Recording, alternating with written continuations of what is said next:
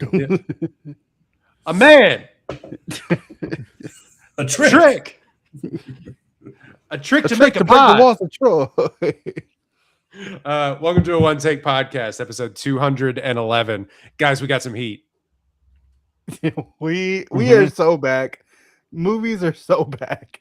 Y'all heard about this movie? Yeah. Y'all Y'all heard about this source material? Y'all know about this one? This week on the One Take Podcast, we are doing the Odyssey and the Invite.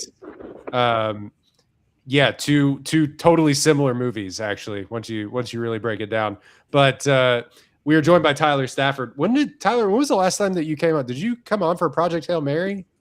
I don't think it was Project Hail Mary. It was some other. I can't remember. I've been on before. When I'm allowed to come on, I'll come on and talk movies all you want. I'm more than just the eye candy of a Astros baseball podcast. I have a lot of opinions, and I am ready and willing to discuss it. Much like the Apollo media landscape, I am actually just a silly little artist using sports as an excuse to do my art. And so I am here to discuss movies, which is my true calling. Also, if you want to talk just deep alt improv comedy, I'm ready to do that as well. Big Kaufman guy? Big, you know what? I just organized my movies. Let's see. Boom. There you go. Of course. Snagged that at the Andy Kaufman show. Snagged that at Half Price Books the other day. Big Kaufman guy. Love the Jim Carrey movie as well. But huge Dropout TV guy, comedy Bang Bang. I love their stuff, actually. If they would let me work for them, I would be incredible. The problem is I'll never be allowed to. But I know I do a good job. I'd be great on that. Like you're restricted legal.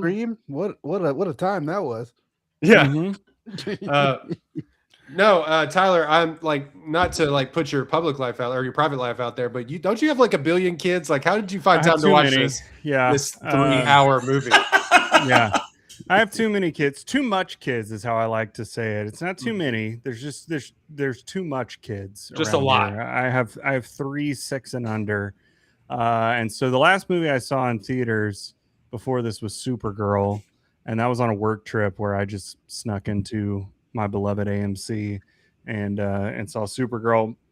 And so I actually saw this first in 70 millimeter because that happened to be the time that it worked out. Not in the IMAX 70 millimeter, but AMC Gulf Point, God bless them, tried their best to project 70 millimeter film. And let me tell you, it was not as good seeing it in digital IMAX. That was much better seeing it in IMAX when you could just hit play on a button and not have to project it. They were trying their best out there off of the 45 and Beltway AMC Gulf Point 30. But I saw it once and I thought that was all I was going to get. And then last night, my wife was supposed to go see it in IMAX. And then didn't leave our house until 5 minutes after the show time had started. And I was like, you're going to miss 15 minutes of the movie. And she's like, well, can you just move the ticket later? I'm like, it's already started. The ticket doesn't count anymore. I'll go see it again in IMAX. So I got to see it again last night in IMAX. So I've seen it twice now. Big Nolan guy. I had this circled on my calendar for a while. I was in on Barbenheimer way before, everybody else picked it up because Greta Gerwig and Nolan are two of my favorite directors. So I was very excited for this. I have seen it twice, but yeah, that is about the only thing I have seen outside in quite some time. Well, if you'd like to talk about Miss Rachel or Blippi or what's going on with Wild Kratts on PBS Kids, I can keep you up to date on that too. No, we're good. Okay. No, so we're talking obviously about Christopher Nolan's The Odyssey. Again, have you seen it? You seen this? You heard about this? Mm-hmm. It's only made $8 billion at the box office, and it is Nolan's 13th film, I believe, sure, or feature length film.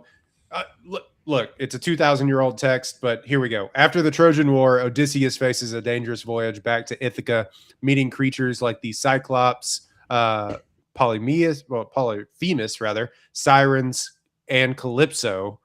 Creatures like Calypso, what? Along the way.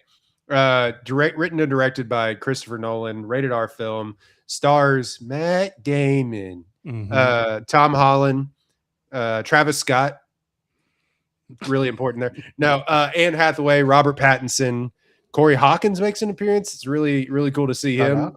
John Leguizamo, and a host of other. Elliot Page is also in here. Host of other actors that you've known from several Nolan things. But yeah, like I said, do y'all know the box office off the top of your head? Because this is the only thing that's been talked about. It crossed 700 million today, I believe. Yeah, 8. Did it already? The last thing that it was updated on IMDb, which I'm sure this will be wrong tomorrow when this pod comes out, but it was like $683 million worldwide. My God, man! Yeah, it's gonna make a lot of money in 2.5 weeks. Right now. It's not even out in China yet, correct? I don't even think it's opened in China yet. And there was some news that like China, I mean, they're basically, I guess this is correct. They're like state-run kind of theater chains, so they kind of can program whatever they want, and they like cleared out for Nolan. They're just the lane opened up, and it's like all of their theater chains are running this movie in the premium formats in China. So it's about to do gangbusters. But we wanted to talk. If you went woke, you go broke. That's what I was told. That's what the internet told me. So I guess that was wrong. No, Odysseus is gay, and he's coming to he's coming to steal your job. It's about Odysseus' journey to figure out his gender and his pronouns, and that's what the movie is about. 3 hours about. There was I guess we can talk about it. There was a ton of, if not just simply bad faith arguments, like bots on Twitter, which is mostly bots now. You can't look at a reply for anything because it's just literally bots. And you can tell because they're saying things that don't make sense. And so leading up to this film, there was a lot of bad faith arguments of one, surrounding the casting of Elliot Page, which is, oh my God. But like the bad faith arguments about that, the bad faith arguments about race swapping and things like that. And all of that in this movie, not being true to the Greeks, because so many people in America, that's what they were fighting for, was the Greek heritage. Can you imagine being an adult in 2026 and having to pretend that Homer's epic poem, The Odyssey, is important to your political ideology? It's important to you that Helen. This is a thing that I have cared about for a long time, way before this movie. Since I fell asleep popcorn reading it in 9th grade.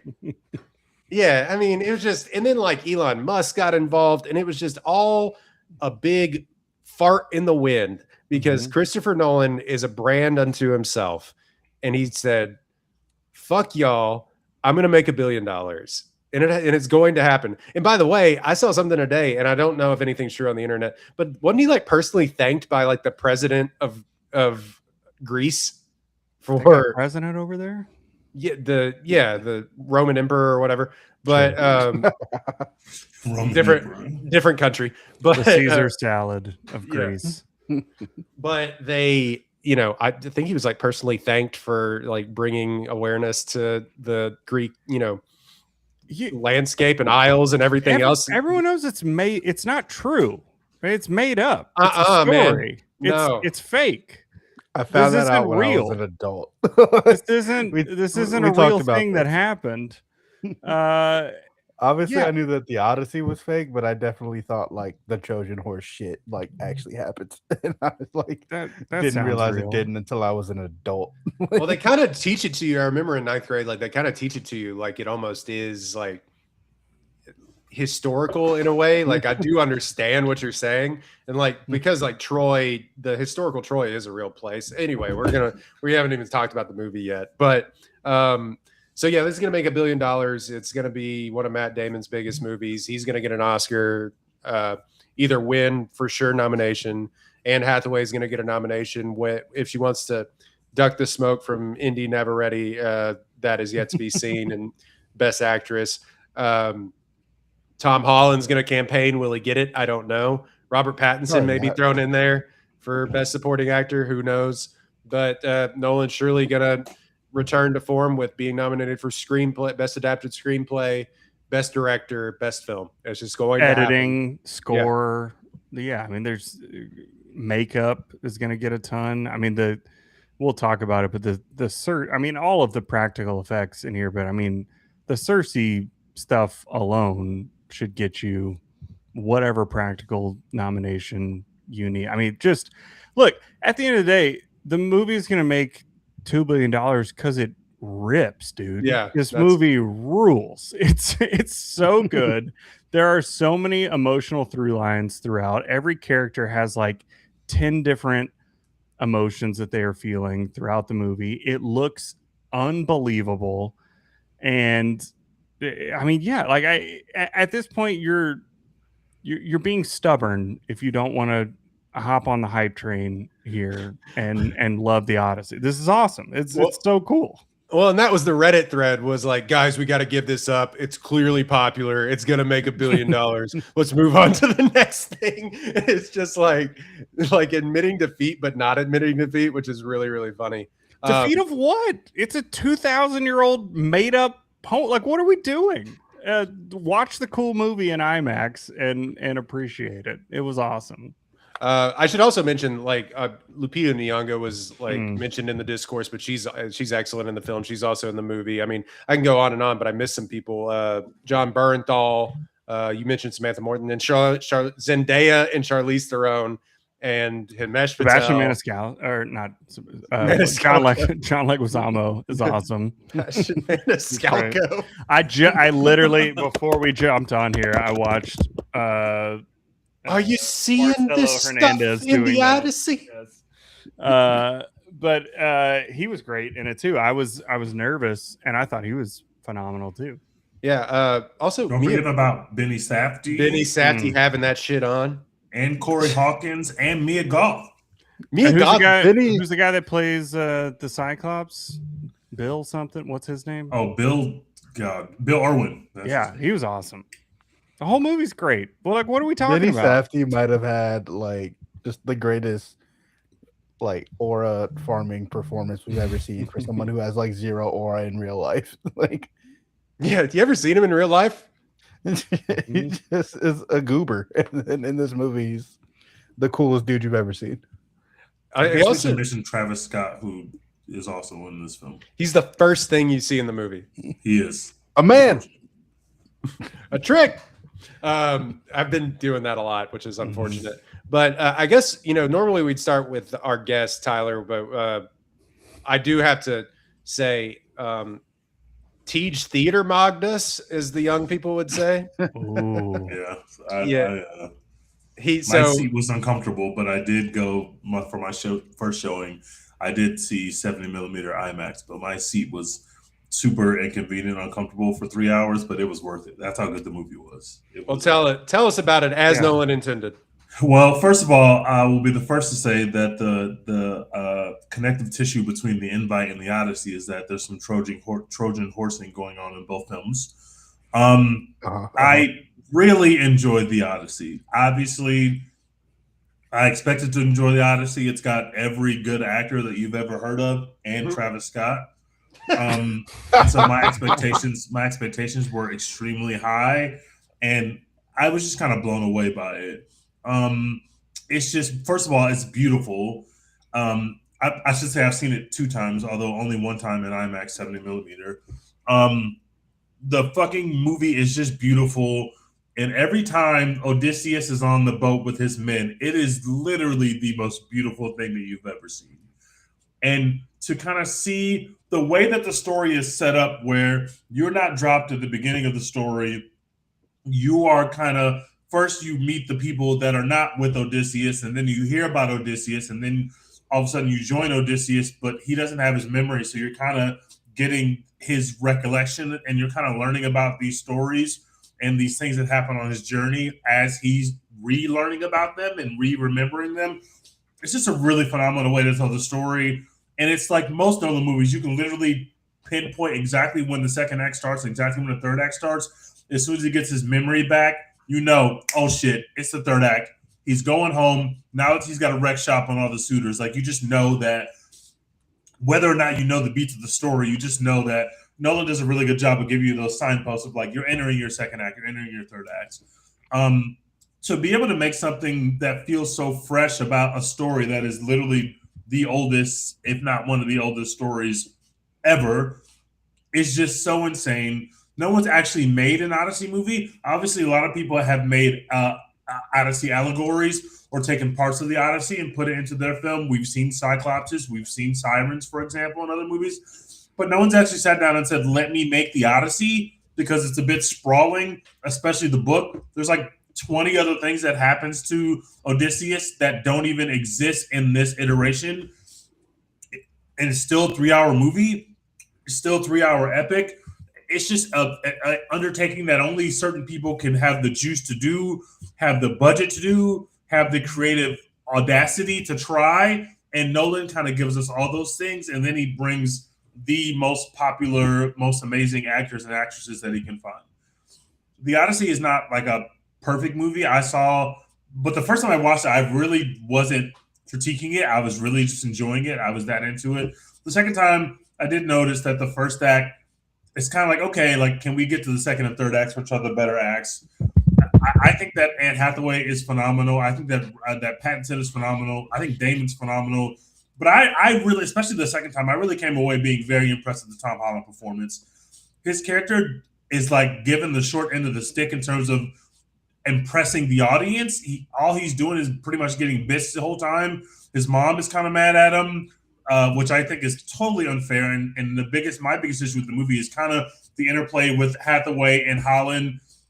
And we've got to give Hathaway these moments to where she really gets to shine, and she does great in those moments. But like thinking about it again, and as I watched it the second time, I was like, okay, I understand why she's upset, but she's taking it out on this son, and it's not actually his fault. And in fact, what he's trying to do is save all of them. He's not just trying to exalt himself as king so that he could aura farm like Agamemnon. He's literally trying to help everyone and get these random suitors out of his house. And she's turning up on him and having big time monologues on him because she can't have one of those moments with the suitors. And I get that. But like in retrospect, I'm like, this is a movie invention, because her being upset with her son is completely stupid.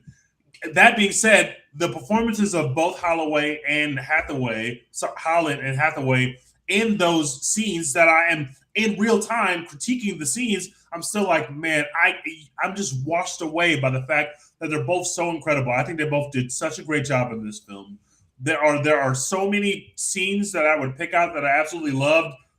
My favorite scene is probably the sirens and the way they use the theme that they play when you see the sirens. First of all, it's just a really amazing decision not to play the siren song. That is such a fucking cool decision.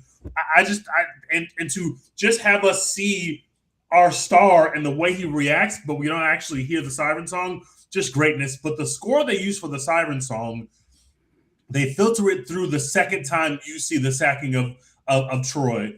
And to split it up between the first time where it's really just like an in and out stealth mission, we don't have time to do the rape and pillaging on the first part of the mission that you see, because it's really life or death. If we don't get these doors open, we're all going to die. So we don't have time for a romp or for any fun. It's got to be stealth. It's got to be calculated. It's got to be fucking football. It's got to be the Northman. And it's amazing. And you watch it and you just feel like you're watching the Northman. And then to see the same event recontextualized into what it really was, which is something gross and disgusting, and we're desecrating monuments to Athena and we're harming women, to show those things in both ways, to have the badass war score the first time, and then to have the Athena, the score where we get the siren score the second time you do that. That's just incredible filmmaking. Obviously, the score is amazing. This is an A+. This is up there in the god tier of Nolan. I would say that it's right up there with Oppenheimer. It's right up there with The Dark Knight. For me, this is one of the best movies you're going to see all year, if not the best movie. It's going to be nominated for all the Oscars, and it deserves it. I was mind blown by it. I gave it an A+, 5 stars on Letterboxd easily. I have 1,000 things I want to say to that. Roy, do we want to go through the plot?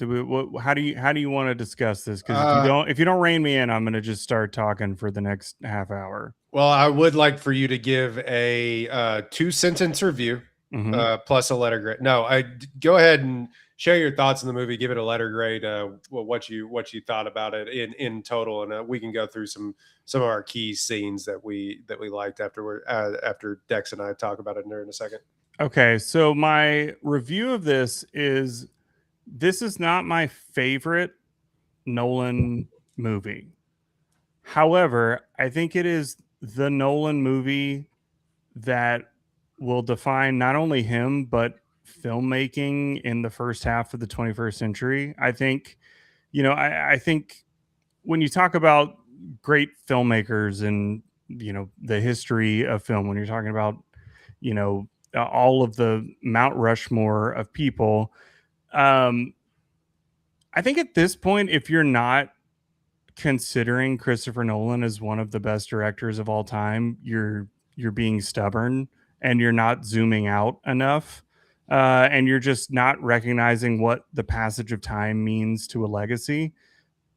In 100 years, Hitchcock and Nolan are going to be peers. They're not like that. That wasn't one that came before, and then now this is the present one. Like when you zoom out enough in history.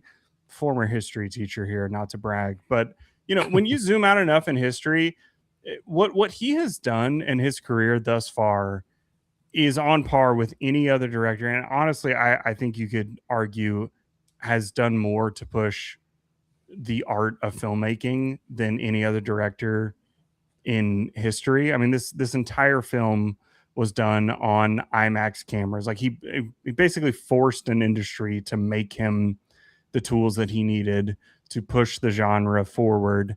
And when you write a textbook about film in the 21st century, the Odyssey is going to be one of the first things that you mention.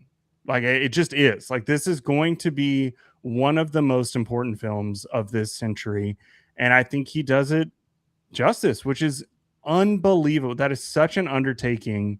And again, what's wild is it's not even one of my favorites of his. I mean, I'll watch it anytime it's on. Like it looks incredible. I relate to some more of his other films more, and maybe that might just be time of sitting with him. But when you think about the gravity that it takes to make a film like this and to pull it off and to do it practically and just how this is going to hold up over the passage of time. This is the film that you start his obituary with, like when you're writing the history, this is the one that you're going to start with. And I think, I mean, anyone listening to this, I would assume is already in, but if you need convincing, go see this in an IMAX theater while you can, because like it is an experience unto itself. I would say I would quibble with that. I mean, obviously it'll probably be director of, God forbid this doesn't happen for a long time, but it's going to be Oppenheimer - the Odyssey. Like, because that was always the question with, it's like, okay, so he got more mature, quote unquote, with his films when he made Oppenheimer. They rewarded him for it. We rewarded him for it. It made nearly $1 billion. And, it would say what you will. Barbie had a little bit to do with that as well, too, the event of it. But yeah, we'll talk about, or I'll talk about in a second, kind of where it stands with me. But then it was always like, could he follow it up? What could he possibly do with, following all of these accolades? And then he's just like, okay, well, let's just make the biggest movie ever. And not to say it's not Lawrence of Arabia, but it's as close as we've gotten in the 21st century. And that's pretty astounding. Dax, what did you think of it? I mean, I fucking loved it. Obviously, first of all, A+, 5 stars. Like it's fucking incredible. Well, yeah, I'm kind of right with Tyler. I guess I'm kind of in the middle of you too. I think that for me, Oppenheimer is like the movie of the decade to this point. Like to me, Oppenheimer kind of defines everything about like this decade of filmmaking, from like the film itself to like how it was received as like a meme, basically. And They were doing memes this week of yeah, Oppenheimer. like everything about it is just like it's the epitome of this decade of filmmaking and how we watch films and things like that.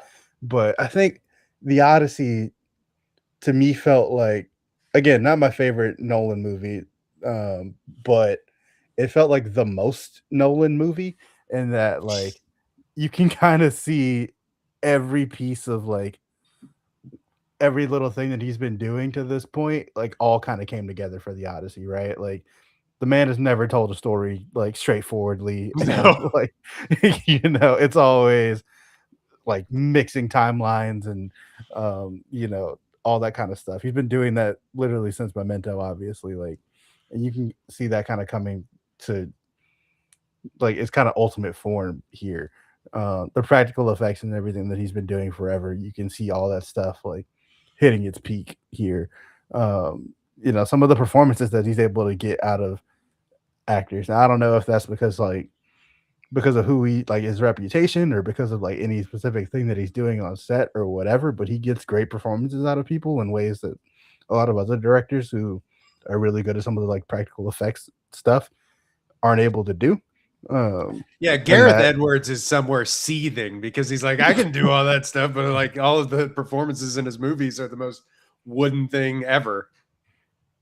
Yeah, he's just got it, man, in every aspect. And like I've seen, obviously there's been a lot of discourse about like quibbles with the script or faithfulness to the story or whatever, but I think that you can kind of see why Nolan adapted things the way that he did, even if you don't like them, right? Like making Odysseus feel guilty about breaking Zeus's law. I'm Zeus's law respecter, by the way. But you making him feel guilty about that, you can see how that connects to like not every other, but most other Nolan movies, right? Like all the way back to The Dark Knight, where he has like all this faith in humanity doing the right thing or whatever. And then in Oppenheimer, it's like, oh yeah, humanity kind of sucks, actually. We fucked up the world and it's broken. Like, you can see kind of all those themes like from his previous movies coming to fruition here. And like he just brought it all together in a way that is mind-blowing to me. It's mind-blowing to me that he had as many actors as we named who, are super famous and you expect to like have great performances in movies that they're in, but you're like, oh, okay, like there's diminishing returns on how many great performances you can get out of a movie. Except there's not. Like all of them have these great performances and these really cool Zendaya has 3 minutes of screen time. And she kills it. And you come away from this movie being like, oh my God, like Zendaya's character and like her role in the story is fucking incredible.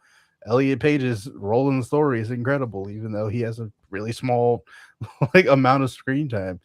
John Barenthal, like, his performance can be hit or miss for you, like whether you like his thing or not, but he gets his time to shine, and like he has a full arc, and like in the midst of all these other arcs, like that's the thing, is that everybody has a full arc. It's everybody goes through so much emotion. There are so many things being pulled on, and again, I'm aware that is because it is coming from a 2,000-year-old poem that has been worked on for centuries, like all of that. But I mean, it's 3 hours long, and it feels like there's 20 characters that have 10 different emotional points that all get across, all while it's the coolest thing that you've ever seen on screen happening. Like it's an incredible feat of visual storytelling.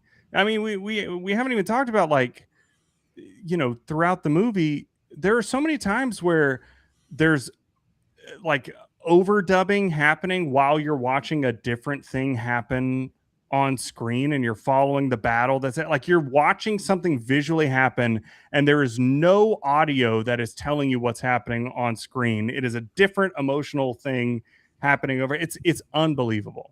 Sorry, Dex. He nailed it. Yeah, you're all good. He gave all the actors their time to shine. He paid off every character in a way that feels like, satisfying to watch. Like You know, all these different stories are pulled off well. I was never really lost in any of it, right? Like there's a million characters, they all have these funny names, whatever, but like I could always easily follow what was going on for the whole 3 hours. I was locked in. I wasn't looking at my watch like, oh my God, how much time we got left in this movie? Like, no, like he just fucking nailed it. He made a fucking amazing movie. It's an A+. I don't know that he could have done a better retelling of the Odyssey. Like he just nailed everything that he needed to nail. Like this is just an incredible fucking movie, and I don't know that anybody else could have done this in the way that he did it. There's always going to be like, you know, different adaptations of things, and we're going to get another like giant adaptation of some other unadaptable story or whatever that's going to be great. But like The this Old just feels Testament different. brought to you by Christopher Nolan. Yeah, or like Denis Villeneuve is going to adapt, I don't know, fucking the Iliad or something or whatever. I don't know, but like we're not gonna get very many of these that feel like this. You know, this is just, We get two this year. Yeah, like I don't, and it works for. I know that there are some people who are like, you know, being poopy pants nerds about this and like, oh, like they didn't accurately adapt this part of the Odyssey or whatever. Nobody gives a fuck, man. Like he made the Odyssey feel like something that both normies and like, you know, movie boys like us can talk about in glowing terms. Like that's so hard to do, to like really make like an artful and, you know, like emotionally resonant version of the Odyssey as a film adaptation for us and for like idiots and for people smarter than us. Like it's so hard to do. Christopher Nolan fucking nailed it. He's him. Like it can't be argued at this point. He's him. Did you see Emily Wilson, who's like the most popular translator of the Odyssey now? Is like it's like Yeah, she was like it's too woke. Like she was like, I found that very funny. She didn't say that, but she had some quibbles with it. You can find it all online in her interviews. Hey Emily, we don't give a shit about what the real Odyssey was. First of all, for the people that don't know listening to this podcast, the Odyssey, there's no such thing as Homer. The Odyssey is a poem that was being read at different parts and worked on and changed across hundreds of years before it was ever written down. There is no fucking guy named Homer who sat down and wrote this shit down. Homer is somebody who we don't even know if he existed, but if he did exist, all he did was collect these different versions of the story and different iterations of people performing it locally in their little part of Greece and their part of the world, and they're performing it and they're changing it for their audience. Just like somebody doing a stand-up comedy tour.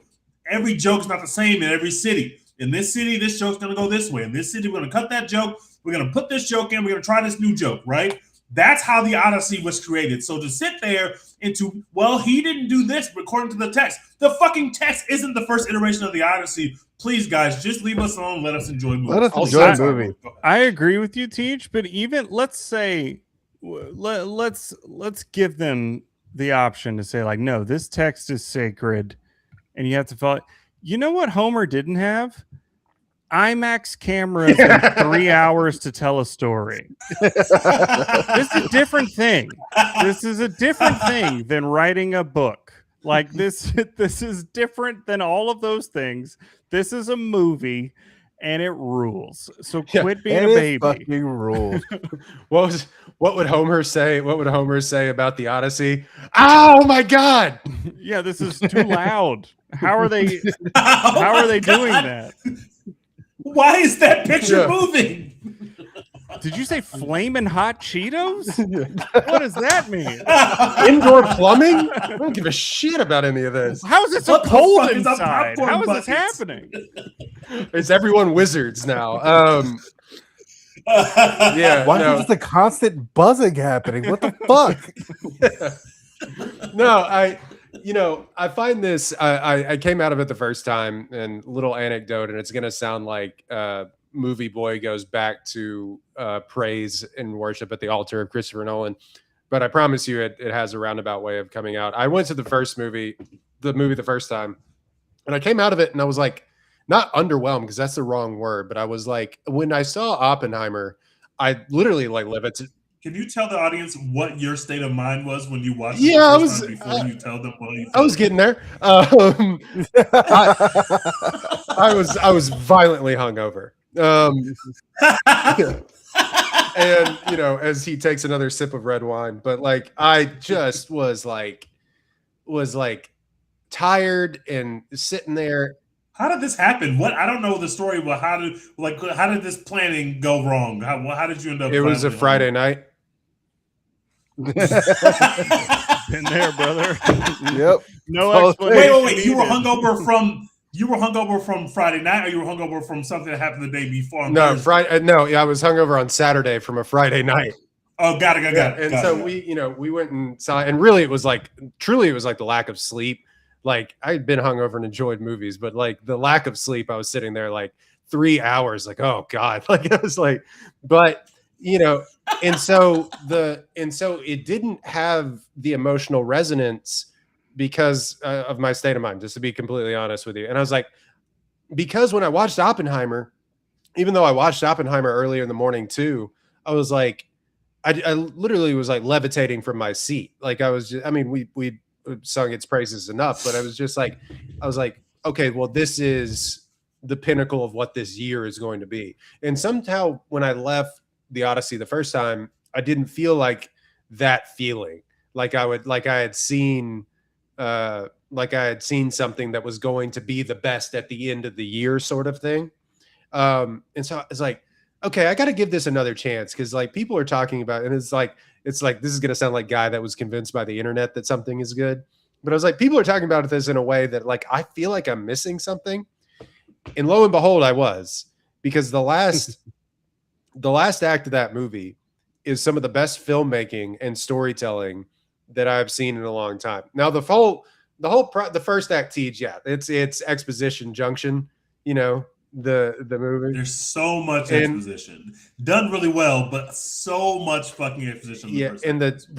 I mean, it just goes in the third act, but also in a way that emotionally resonates too, because the story comes to a head of why, because you see all the stuff with the sirens and why he truly doesn't want to go home and all this stuff. And then it really plays out in real time. And the second sacking of Troy, it was like, it was emotionally devastating because not for nothing, kind of what's happened in the world over the last, we'll just call it 5 years, and what happened? The news. So just like that, and him admitting to himself why he didn't want to come home, the through line between the Odyssey and Oppenheimer actually is like, are we the bad guys? Which is fascinating. That, I mean, we haven't even talked about the people from the sea stuff. Like, it is fascinating that Nolan, like, if you look at these as like going hand in hand, which I think a lot of people have made those connections, and the TikTok edits are going crazy with all of that stuff. Okay, I haven't seen those, but I need to find those, because that sounds like I'll send them to you. They're all in my liked folder. Thank you. But the through line between, are we the bad people? Did we do something that was going to change the course of the world for the worse? And all of that, and Damon's performance. Granted, a gripe I have with the movie is that a lot of this, Tyler, like you mentioned, isn't voiceover because of the constraints of the IMAX cameras. Like, you can kind of tell that like they only had 3 minutes of film to film on, because it's not quick cutting, but it is like, I saw somebody point out that like it does feel like the performances are rushed at times, and that is true once you go back and you look at it. And there's all big stirring monologues are kind of delivered in voiceover. That all being said, when he's reaching out to Zendaya as Athena at the very end, and you see the manifestation of her and what that means, and the second sacking of Troy, and oh my God, what did I actually do? I tricked these people who had a similar God to me. Like, what does that mean? And people have like, in bad faith, like we said, balked at that argument of thing. But I thought it absolutely slapped for a modern audience, and the stuff that we're dealing with which, you know, is like little M on the mind of Nolan, I think, but it's technically there over the course of the past two movies, is fascinating. And Damon absolutely sells it. And then he kills everyone in the room. And then it's just like you go from this emotionally wrecking, heart-wrenching scene in this battle and the sacking of Troy, and then it's like John Wick at the end of the movie, and you're like, what the fuck happened? And it just is you know, incredible to watch.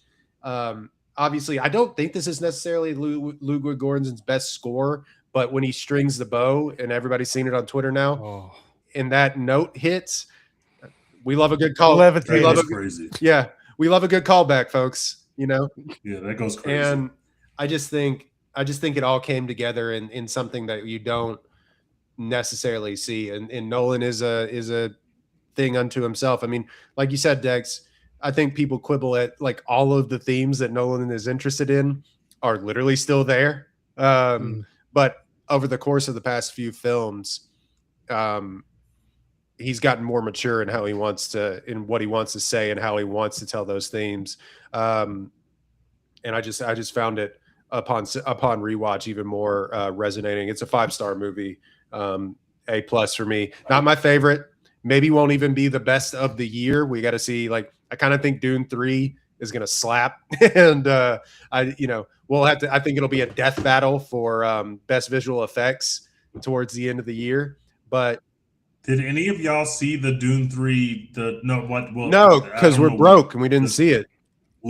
Listen, guys, we're not I'm not gonna guess. Okay, we got regular trailers down here. I'm not gonna guess what they showed us.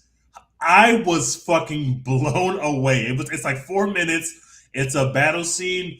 My heart was pounding so fucking fast. Dune 3 is going to be... I don't want to hear from you fucking nerds who read the books about how weird the script is. He's not going to do that nerdy-ass, weird-ass shit in this film, 1. And 2, holy fucking shit, this shit looks incredible. Dune 3 is going to be mind-blowing. And the fact that we're going to have these two movies going head-to-head for what I think is going to be Best Picture, Best Director, all the below-the-line stuff, that's just a fun fucking time at the Oscars. Meet us there, guys. We'll be there. Not at the Oscars, but we will be covering the Oscars. Make sure you find us at that time because it's going to be a fucking great Oscars year. I can't fucking... Yeah, I mean, I think... I just genuinely think this is... Yeah, will it be on his headstone? Probably. Or in his obituary, rather. Probably, like Tyler mentioned. It's in the curriculum for high school English. Like this, I don't think you guys understand how... I agree, Oppenheimer was incredible, all that.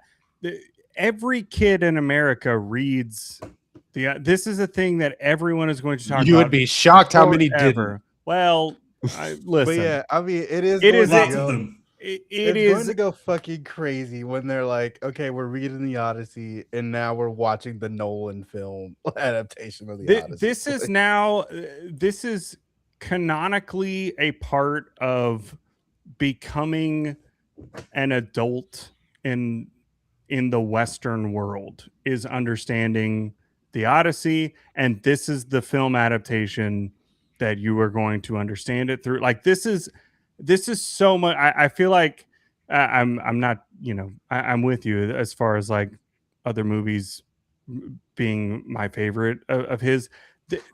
I think in 50 years, Oppenheimer is a blip under what the Odyssey is in terms of historical important. When you zoom out on a director's career, when it's 50 years from now and nobody alive was here to watch these movies in theaters, the Odyssey is absolutely going to be the first one that people mention for Christopher Nolan. I don't think it's close. Wow. I think this is absolutely the one that is remembered not only for him, but for just the art of filmmaking of the last, of the first part of the 21st century. I think this is the movie that people point to, not only because of the way that the story is told, but again, the technical aspects of the IMAX cameras and like all of these things. Like this is the thing when you're a teacher, again, as not to brag, I have a master's in educational leadership, so I know a thing or two about teaching. Like when you're trying to give a 45-minute lesson on something, whether it's the Odyssey, whether it's just film, like whatever, like this is the first thing that you're going to bring up. And when that's the first thing you bring up about anything, that's going to be the first thing that people talk about with you in your legacy. I mean, it just is like in the same way that Albert Einstein did a million things, but we all know what E equals MC squared is because of the impact of it to our world and how we all understand what gravity is because we all experience. We all know what the Odyssey is. Everyone understands what that means. And doing this adaptation of something so big, so well, means that Christopher Nolan has cemented himself as being written in textbooks for the rest of his life, like, and for all of history. Like this is bigger than I think even people are giving it credit for. A couple of things. It's very funny that you mentioned that because they no longer the 1990s miniseries adaptation just dies on the vine. Yeah. Did y'all have to watch that in school? Yeah. No. We did. No. And it's horrendous. But so that like dies on the vine. But two, he does this movie because he doesn't get Troy back into the early 2000s. So then he does Batman Begins. That leads on being doing Batman. So it is an interesting sliding doors moment in that way because Troy is not very good. And people are like going back and like watching Troy now and reclaiming it in real time. Not very good. But yeah. Brad Pitt is so fucking awesome, but it's poop. It's poop. Yeah. Sorry. But that is funny in that way that he has just made now, like you said, Tyler. And, I tend to agree. We'll have to see. Like, hopefully I'm alive in 50 years, but probably not. And hopefully humanity is. We'll see. Yeah. So he's also been doing the Odyssey and all his other movies.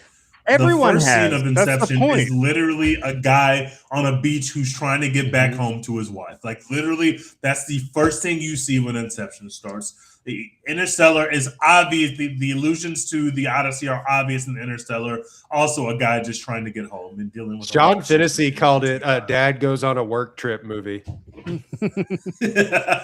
It's really fucking in there. insane that like Christopher Nolan has made like. He made like the superhero movie that we're like, that's what superhero movies should be like. And then he made the dream movie that like every time that someone has a dream or like, has a thought that they don't like remember where it came from. We're like, oh yeah, that's like Inception. Inception became a word. Do you remember that? Like, it's now a thing. Yeah. He's just done this over and over and over. He's just that guy, man. Like I don't. That's my point. Hate it, whatever. You can't get away. Like he's just that guy. Again, that's my point. Is that if you are not seriously considering Christopher Nolan as the most important filmmaker of all time, I think you're being stubborn. I think you're not understanding how time works, and that you're just you're focusing on people who have been around longer because you've had more time to understand their legacy. But I think if you zoom out enough and you gave enough context to everybody, like there is a very real argument that this is the definitive filmmaker thus far in the genre of just making films. I think Christopher Nolan has a very real case to being the most important filmmaker of all time. Do you know who's interested in time? Christopher Nolan. Very much so. It is funny now, and it's not the end all be all, but he does now have more Oscars than Hitchcock and Kubrick. Yeah. And it's like, you have your other kind of greats of this era, like your PTAs or your Tarantinos or whatever, but it's like Nolan went and got his Oscars before PTA did. He's shitting on him at the box office. Like there's nothing like what does he not have that you would want? Like he's just doing it all. Like it's not like, he's got critical acclaim, but nobody actually sees his movies, or everyone sees strong movies, female lead. Critical acclaim. Like I was just gonna say, if he could write a woman part that's like good, that would be great. True. But other than that, he's got everything. Yeah. I do want to opine on the Oppenheimer though, and I'm not gonna say which one I think is a better film. I think it's too early for me to say that. Let me say this though: The Odyssey is obviously technically a much harder movie to make. much, much, much harder movie to make. But I think that Oppenheimer is the harder, it is the more unlikely success story, because there's no way if I just gave you the nuts and bolts of what Oppenheimer is that it should work. The third act of the movie is centered around a hearing that they tell you in the movie doesn't actually matter. They tell you in the movie that the result of this hearing actually doesn't matter, which means that it should not have stakes, but it does. The only traditional set piece that you have in this movie happens in the middle of it, and the atomic bomb goes off, which is objectively cool.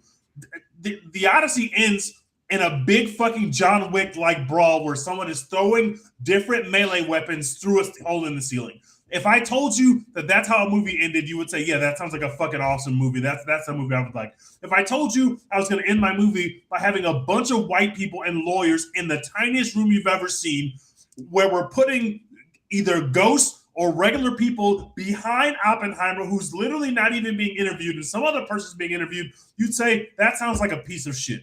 That does not sound like it would be fun. And then if I told you it was 3 hours, you would scream. You'd say, I'm not watching that. And I rewatched Oppenheimer right before I saw this saw the Odyssey the first time. And the way it's compelling, like when you're watching the Odyssey, every 15 minutes you're seeing there's a fight with this guy. There's giants on the screen. There's cyclopses on the screen. You get to see the hottest white woman you've ever seen on a beach scantily clad every 10 minutes. So there are easy things to keep the general audiences happy and entertained. Oppenheimer doesn't have any of that stuff, and it's still just as compelling and just as gripping. So I will not say which one is the better movie. I will say, to me, I will always hold Oppenheimer in a different space, because it should be impossible to make a movie with that premise be that good and that compelling for 3 hours. It's just not possible. Teach, the third act of this movie is told to you exactly what will happen in Hades. He literally says, you're going to go to this place. There's going to be a whirlpool. Everyone will die there. You got to go to the right. But if you tell them to go to the right, then everybody's going to die. But you go that way, and then they're going to try to eat the cattle on this island, and then everybody's going to die, and then you're going to go back. It's the same thing.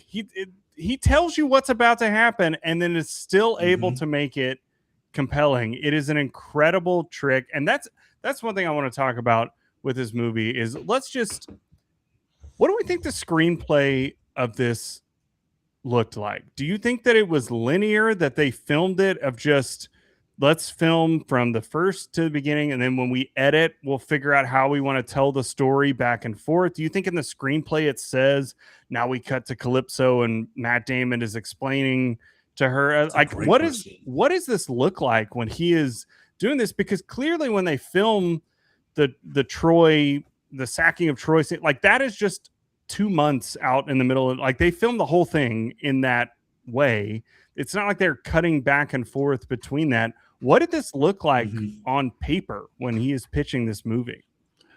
I have to imagine that, like, I don't think it, like his movies, I doubt his scripts are linear in that way. I mean, I bet it has a lot of, I haven't seen any of them, but I bet it has a lot of direction of, like, because this is the guy that wrote Memento, he and his, brother, but like, it is like, I would imagine it is cut to beach with Calypso.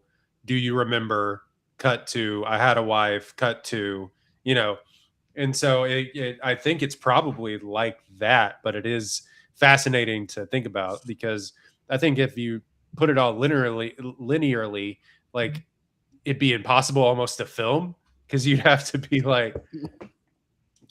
okay, so what page are we on? What are we doing? And it's like that would be almost, I feel like, impossible to film. But no, can we talk about Damon really quick? So what good. A guy. So good. Dex has always had the take where he's like, and this isn't necessarily Dex's take, but I'll give him credit for it. It's like the last movie star with like Tom Cruise. Just that guy. He shows up to your movie and does movie star shit and just makes it better. Like, he shows up in Ford v Ferrari and he just puts his dick on the table. Like, I'm Matt Damon. I'm cool as fuck. Like, y'all can talk about this nerdy car shit, and I'm just gonna like look cool and like be cool. He's fucking jacked in this movie, bro. That he's like 50 something years old. Nolan had him out there really doing this shit, really put him in the fucking wooden horse. He said that he said every scene of this movie was the hardest scene that he's ever filmed if you compare it to all the other lots of movies that he's been in. And you could tell this did not look like it was fun for these actors, especially Damon, who's old as shit, to be out there in that boat getting beat on by that storm. Like that shit does not look like a fun. He had him in a torture rack, man. He was out there like it did not Dude, look fun. And he's still funny at points in the movie. And you're rooting for him the whole time, despite his character making choices that you should not be rooting for him. Yeah, like a real shitheel sometimes. When he shoots the Cyclops, right? Or when he's got this pride that you shouldn't be rooting for him for, or when he, accidentally forgets himself for 7 years with Charlize Theron, which who among us, passed the first stone. But listen, babe, I couldn't come back. I was just like dealing with I had to go to the bank. Look, we've all been there. We've all been high out of our mind on the beach with Charlize Theron, and you forget yourself, but you're still rooting for him the whole time. I think he is able to bring that element to the character that I don't think that any other actor would be able to bring with the text. I don't know if it's some other action star or something like, they might be able to pull off the Troy scenes as well as he does, but I don't think that you can get the emotional arc of rooting for Matt Damon the entire time that you can with him in the movie. And I mean, I know we can talk about the turn at the end of him recognizing that we are the men from the sea and we have caused the downfall of civilization is so good. And pays off so well. And it is not, I would imagine, other people have said this. Listen, hand up. I think I read the first 10 pages of the Odyssey in 9th grade English class. I don't remember much of it. But I don't think that is a through line of it modernizes it so much to recognize that we did this thing that we thought was good, but it's actually a bigger issue to all of humanity. And we are connected more than we ever thought that we were before. That is such a modern understanding of that issue. And Matt Damon pulls it off so well, because again, you are rooting for him the entire time. You understand he is this unbelievable warrior that has to do what he has to do to win this battle, but he understands the gravity of what he has done, and then to exile himself at the end and to leave it to his all of that emotional payoff is so good. And that would be easy to skip over, because you could just think, oh, let me make this movie with the cool Cyclops and the Trojan horse and all these big guys fighting, and there's a whirlpool and there's monsters and all this. You could do all of that and it would look awesome on IMAX, but it would not have the same emotional arc as this movie does. And to pull off both of those at the same time is nothing short of a miracle. You also get the Matt Damon. I mean, we haven't even talked about the siren scene, but when they're tying him up, you get the Matt Damon smirk that he does, where he's like, "So I could be the only person that has heard it." So good. And again, you shouldn't be rooting for him there. He's being an asshole. No. That's not a good decision. A real bastard. He's just that's not smart for him to do. And you're still the whole time you deserve it, Matt. You should be able to do that, and I'm happy for you. I hope this works out well for you. My hot take is the sirens. I know they didn't play it, but in my head, it was the beat switch from Sicko Mode. I think that's what they were listening to. He heard that and he was like, "Oh, this is it. This is what I need." Somebody said get over there. You needed more Travis Scott in this film. There's enough Travis Scott in this film. I don't know. I think that would have done it. I mean, can you imagine if the beat switch had happened right there? Boom, I would have walked out of the theater literally. Somebody said he was. Somebody said he was too much of a coward to let you know what he was actually playing. Steely Dan. Oh, It's like, come on! But- Don't make me go to my record Your collection. dirty Over work. but there was also something that was like their edit going around talking about Agamemnon having that shit on. He was when he walks into when they open the gates and he's literally Darth Vader. It's like an homage to Darth Vader, clearly. And like he walks in and he's just standing there menacingly. Somebody put theme over that. And, See, and somebody said, absolutely. "Yo, this is actually how it went. They played this in the movie." And I thought that was really funny. Agamemnon had that shit on, so much so that when he died naked, and still in Hades, he still put that shit back on. That's real aura farming. That is aura for you. Who bro. was That's y'all's amazing. favorite side character? I kind of think Himesh Patel kind of killed it in this he's movie. So good. Yeah, I think he was great. I I also thought Corey Hawkins was really, really good to where he gets the biggest reaction from the audience in both of my screenings when he gets the arrow to the neck, when he gets just Kirk. because of how much of an asshole he is, and he's only got like 4 lines in the movie. That is efficient. Dax, you didn't say that. You got Kirk. I heard what Dex said. I'm not gonna acknowledge. I mean, that. Samantha Morton as Cersei. I will think We haven't about even mentioned her forever. yet. She was she was great. unbelievable in that. That's Practical effect on what she's doing with those terrifying. pigs, by the way. Gross. That's Go back into horrifying. your disguises. Go back. Like that's not in the script. There's no way that was in the script. That's her. Like, hey, go over there and rub some pigs and whisper into your microphone there. And like she's unreal. She's so creepy, and again, the emotional arc of that, of understanding her fear, understanding why she would do this, and then understanding, everything that she has gone through, and then to put them back, and I like just so good. And she, that whole sequence is incredible. And the whole thing with her sister like hits hard, even though we it's get along better this way. Great. It's 2 Speaking of minutes of the this way, film, it's but you're crazy. still just like, oh fuck, like that shit is incredible. The Cyclops stuff rules. Like Bill Irwin looks unbelievable, and I love the sideways eye. That's great. By the way, loudest fucking the thing sound I've in ever heard. IMAX is so cool. Like that noise when he gets stabbed is unbelievable, and it just looks so good. Like again, it's just in an era of Marvel movies where everything is just in a green screen, and I'm not here to rag on those, even though I do think that I'm a better person for not getting them as much as the rest of you do. I to watch that be done in a camera and see that play out on screen is just unbelievable. I mean, the whole movie is just 15-minute stories of side characters back and forth. They're great. Robert Pattinson is unbelievable. Talked in about him this. enough. It's incredible shit heel. He's Robert great. Pattinson.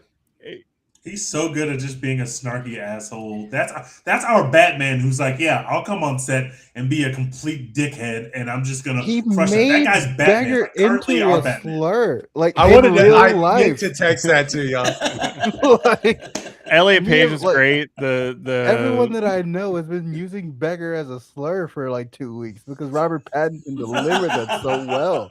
What was the other one? Beggar's out of here. the whole, like I said, the whole movie is it's just nothing but haymakers back and forth. But yeah, I mean, I think to me the standout is Patel, and I really hope that he gets like a leading vehicle at some point. Like he was just. And it was He kind was of insane. really, 'cause, really like good. I didn't really realize he was even in this movie until like right before. Can you it came out. imagine if he was on that ship and he was the only one who remembered the Beatles? Think about how good this movie would have been. Like been better. if he just started singing "I Want to Hold Your Hand" and everyone's like, "What's that song? Is that the Siren song?" And he's like, I don't know. And it just would have been so good. You aren't ready for this one, but your kids will love it. No, I thought he was fantastic. I thought he was actually probably like the best supporting actor. Samantha I Morton's agree. gonna get nominated for best supporting actress, mostly because that scene's awesome, but she's just been doing it for forever, and so like she'll probably get her flowers there. Anne Hathaway is lying if she goes in as lead actress, but that's She's okay. not a lead actress. In She's this. not. I will say, listen, There's no such thing as a lead actress in a Nolan Yeah, movie. that's fair. But there's literally no such thing. I mean, I get the idea there. But TJ, honestly, my only, it's not even really a complaint. It's probably more of just my issue. But every time Tom Holland was on the screen, I was like, well, there goes Spider-Man. What's he doing here? You know, like that's unfortunate Spider-Man for him. Doing? And that's not totally his fault. You know, some of that is he is really good at playing the sad little boy. So when he and Matt Damon are together, wants to be taken seriously I think as a that's man. really good. I think up until that point, I didn't fully connect with him there, but I mean, gosh, everybody in this movie is unbelievable. Did y'all hear I forget where Matt Damon talked about this, but he was talking about filming the Siren Song scene, and that, you know, you're doing it practically like it takes an hour to get out onto the boats and get the camera set up and all of that. And Nolan told him, like, we're going to do the most emotional part first, and you're going to be on a boat. Like, you're going to go out there by yourself, get ready. And then as soon as we get there and set up, we're going to tie you to this mast and you're going to start screaming. And then we'll get all the other stuff later, because that's easier. But that is a good director, man. Like, to understand what is the emotion we need to convey in this scene? What am I asking of my actors? And what do they need from me in order for that to happen? It's one thing to point a really cool, expensive new camera in a direction and get a cool shot. It's another thing to understand the emotions that are being conveyed and what you need from your actors. And he does both so well. Just got it all, man. He's awesome. He's again, you're being a baby if you don't want to come to the side of, like, this guy is on the Mount Rushmore of filmmaker. Like, he just is. Like, whether you want him to be or not, like, he is one of the most important filmmakers of all time. And you're being a baby if you don't want to hop on board yet. He's got people ready to, like, fight AMC and Cinemark for not having 70mm IMAX theaters. As they should. What is Mom Donnie's plan for getting Webster, Texas, a 70mm IMAX screen? I did find that funny that they interviewed for some reason the CEO of IMAX was at the thing, and he's like, well, you know, there's just not enough. It would be tough to, like, build some more, you know. And everybody was like, brother, you're the guy that builds them. Like, everyone was like, I will beat you with hammers. Like, build more fucking IMAX theaters. I hate to be pro company. I don't give a shit about IMAX the company. There's a reason that they don't. I know, yeah. Theaters. But there's it's because some of us are in the fucking mud watching the movies that come to theaters, and sometimes that means you're gonna have a swing and a miss. Sometimes that means you're gonna go see something that's a piece of shit, and it's not fun, but it's going to happen. But y'all don't leave your fucking houses. Sorry, Tyler, I know you have a ton of kids, and I can respect that. But y'all are not out here in the field. So when we get something like a big ass Nolan movie that drops, and now y'all want to complain about IMAX theaters, get your ass out there in the field on a random Tuesday to go fucking watch cinema, and then maybe there will be more of those theaters. Quite frankly, they don't film enough movies. Like, you're not watching The Invite in 70mm IMAX. Not yet. True. Not yet. Again, sign me that up. is my point of why this is the movie that is going to be a turning, like, of film history. Of this whole thing was shot in IMAX. Look what it's going to make. $2 billion at some, you know, like, this is going to make so much money. More films are going to be done in this way, and this is going to be the one that you point to of, like, oh, well, look, there used to be 40 IMAX screens, and now there's 200. I don't think so.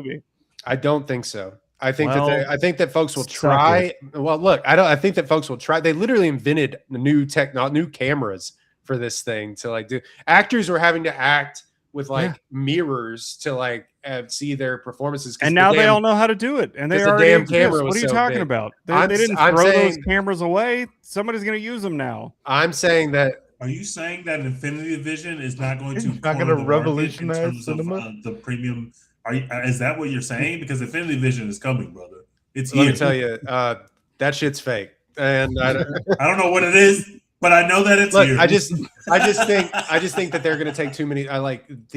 Notoriously, theater owners super adept at change and love taking swings on things. I just think that like, yes, there are going to be in the interim, there are going to be more large premium format screens, but the fact that I just don't think like they don't make enough of these movies, and they won't, because it's like no one is Christopher Nolan.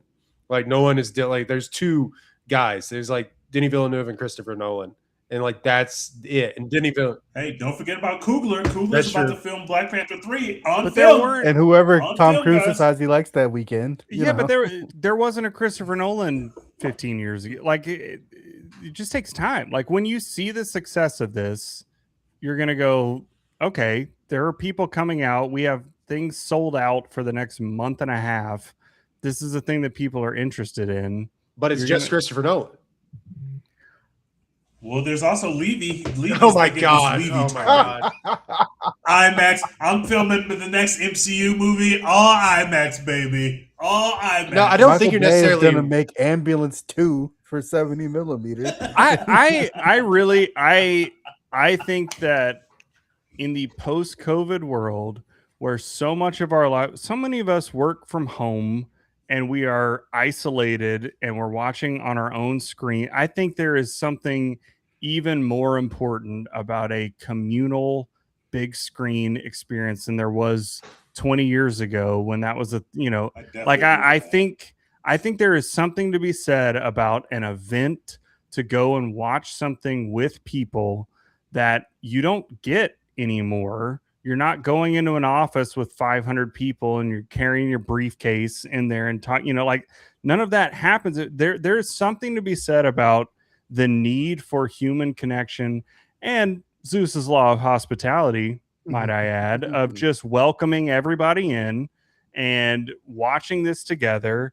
And I choose to believe that, in the course of human history, we recognize there is something that is important about us being together and experiencing something as one and seeing it on a giant screen and hearing a Cyclops scream when it gets poked in the eye and wondering why it wasn't hanging dong. All of these things are going to be important in IMAX. And I think they're going to build more of these, or at the very least, even if they don't build more screens, which I think they do, I think there's just going to be more movies that push for these premium formats because it works. Like people want to say, I mean, Mission Impossible when it came, even though it didn't perform the way that, or Top Gun Maverick or whatever, like when there's a big movie like that, people want to see it on the biggest screen possible with as many people as possible because you just don't get that experience anymore.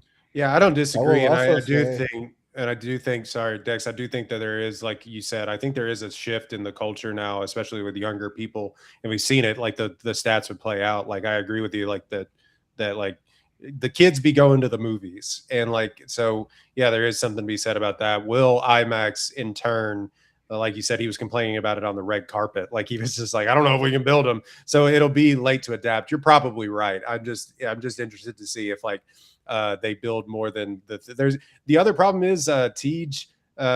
People were complaining because like there's 41 theaters in the continental US and like 10 of them are in Los Angeles. So like that's probably the problem that people were real mad at. It's like the Chattanooga, Tennessee aquarium is the only thing that had it on like the Mid-South, you know what I mean? But I saw Oppenheimer the only one in Georgia is in like a mall in Buford, like an hour outside of Atlanta. Wow. Like, why is that the case? I happened to be in Fort Lauderdale on a work trip for Oppenheimer, and there is like a natural science museum that has a 70 millimeter IMAX. So I saw Oppenheimer there in 70 millimeter IMAX, and it ruled. But honestly, I mean, even if it's not in 70 millimeter, like seeing it in IMAX is awesome. But the 70 millimeter screening that I saw was full. The Dolby screening that I, was like, everything is full because it's fun to watch movies with other people. It is fun to be with other people, and you don't get that experience as much as you used to just in the world that we live in now. I mean, I work in this office all day, every day, and I am alone talking, making cold calls on the phone. Like I don't see other humans most of the day. There's something to be said about going to a place and being around other people and judging them for the way that they're on their phone in the previews. Oh my God. And, you know, talking through whatever. But that is a part of being human. And I mean, that's kind of what the movie is about too, of just understanding that there are differences and being around it. Like, I not to be too sentimental or whatever, but like that is an important thing that we don't get out of our bubble a lot. And I think movies are a really important way that we can do that. We harp on it all the time on this podcast too, and not to mention the human experience. The girl that was sat next to me in the second viewing of the Odyssey was ripping ass the entire time. So there was talk about the human experience. Wow. Yeah. The people next to me in my first screening were just full making out for the first hour, and then they left. Hell and yeah. I was like, that.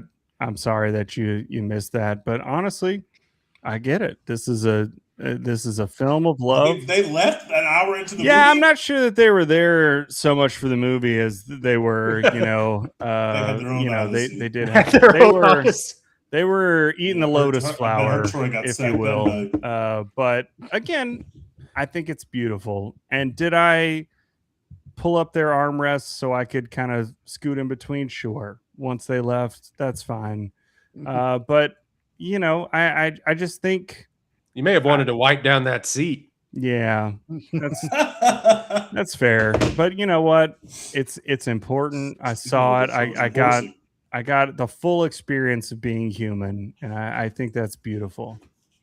Yeah, I'll also say that I can fully see like the negative, very capitalist and kind of bad way that we get to more 70 millimeter IMAX screens is that we end up in a world where like the only movies that come out in theaters are the big event movies that are worth putting on 70 millimeter screens, and then the Sheep Detectives and everything else is going straight to streaming, and like we're just never putting those things in theaters ever again. But or they're gonna make all the IMAX 70 millimeter screenings data centers by day, and then IMAX theaters by night.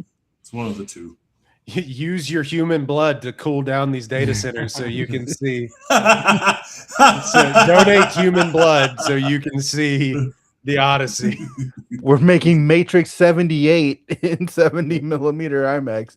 You have to donate blood to see it. I don't know. We could talk about this movie. I think 1,000. I think we've done a decent job of covering it in full. I mean, see it like it's.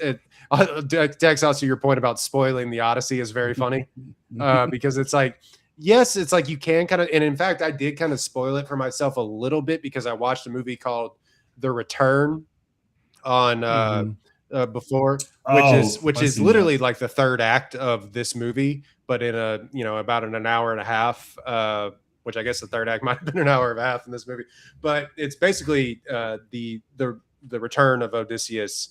And it was made in 2024, and I watched it, and I had forgotten that he like kills everybody at the end of the movie, and they do that in that movie, and I was like, man, that would have been good to have not known. You know what I mean? The only thing in this movie that I felt like could have been spoiled was the Zendaya reveal, because like, man, that shit hit when I first saw it. Go ahead. I don't think that's a part of like the text or anything. Like that's just a movie invention, right? Like, yeah. Well, Zendaya's only like 25. She wasn't around for Homer. Zendaya's eternal. Well, it's kind of because in the Odyssey, the gods are like characters in the poem. So there are times where the gods come either like directly, not indirectly. Like we know Poseidon's got beef with Odysseus because of you shot an arrow at they are sun. Characters in the poem that's more direct. Sometimes the gods are appearing to him directly and having conversations with him, so it's kind of like it's kind of a movie invention and a really smart one, but also it's kind of like an odd or nod to the fact that in the Odyssey, the poem, the gods are characters, whereas obviously Nolan had no interest in telling a story about gods. He's telling a story about the humans. And so the use of Athena in that way, whether or not that's actually supposed to be Athena, obviously, there are two ways to really view it, given that we find out what happens to Zendaya's character. Is he seeing Athena through the eyes of that woman who he saw die, which was probably the breaking point where he realized that society is fucked and I did it? Or was that actually Athena it leaves it open for interpretation. But I think it's basically just a nod to the fact that the gods are in play here, and Athena is visiting him and guiding him, but it might not actually be Athena that is doing the guiding. Yeah. And I just think this is such a smart way to It was so good, and yeah, that's the only thing in the movie that I'm like, if you read the book, like, I don't think you'd be watching the movie and then be like, oh yeah, Athena is obviously this like village girl that Matt Damon saw beheaded, and that like, yeah, you definitely wouldn't get that from the book. So yeah, that could be spoiled. Everything else, it's like, yeah, whatever. But I mean, if you've ever said the word coward or mentor, you've had the Odyssey spoiled. Like, what are we talking about? Like, all of this it's all been done 1,000 times because the poem is so old. But yeah. my feeling watching this, I'm the son of a Baptist preacher, right? So I did not grow up with Greek mythology as essential to my beliefs, but I just loved the idea that like back in the day, you could be really scared that the man of the sea is angry at you because you hurt his son. Like I there's something beautiful about the idea of like nature being so scary that like you've just had to decide, like somebody up in the sky is mad at me, and that is why this storm is happening. Like I think that's really cool and fun, and it was told in a really cool modern way that the gods weren't like a joke, or it wasn't like everybody's rolling their eyes like who believes in this or what. Like it did feel very realistic. You could understand why they would think that. They're all on these wooden ships and they're just getting blasted around by the sea. Like it makes sense that you would think this way. I mean, it just, yeah, it was so good. I mean, again, I think if you're here an hour and a half in, you've probably seen this, but if not, get out. What are you doing? Get out there and see it. Yeah, a couple of things before we go. I mean, he opens the movie with literally the slogan "In a time of apparent magic." Like it's like that's pretty apparent. But he, like you said, TG's not interested in making the gods characters when it's like Zeus is interpreted by like a strike of thunder, and like Poseidon is you've angered Poseidon because the sea is angry at you, and and it's like, but the whole ethos of it is that the gods could walk among you. You know what I mean? And they say that several times in the movie, and that's essentially Zeus's law. The Athena thing was really interesting because at first I was like, I thought it was more of a allegory is the wrong word, but like an allusion to like, oh, because they beheaded the Athena statue and basically raped this town, like that was them killing Athena. You could also look at it in the opposite way, and the second viewing I found it more literal, that girl became his embodiment of what that was because of what she was, because the gods walk among us. You know what I mean? And I think I mean, Damon talked about this. It's a movie about PTSD. Like we haven't talked about enough. And it's like one of the best movies I think about PTSD. And I think that kind of goes without saying, like it's really interesting in that way. But yeah, at first I was like, oh, this is an illusion. Second viewing, it became way more literal to me. So that was interesting to see. Do we have anything else we want to talk about? Because we're an hour and a half in, we still got to talk about one more movie. And I know Tyler, I don't think you've seen so fucking good. Because we just went on this whole like rant about the Athena village girl Zendaya of it all, and it's like we didn't even really break down like the themes of like Robert Pattinson's story and like we didn't even touch on the coolest scene in the movie, which was Hades. Yeah, like Hades was so fucking cool, man. That was when he runs away scared, where he's like, let's go. Like it's just like that's also going to be used in like memes too for forever. Him giving Robert Pattinson back his lot is just that's so good. Giving it so good.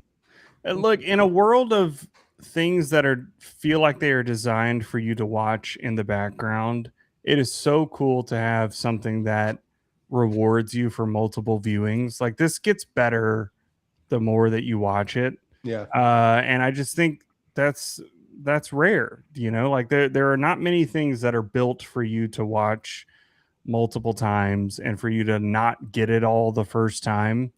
And it's really neat that we have this that exists.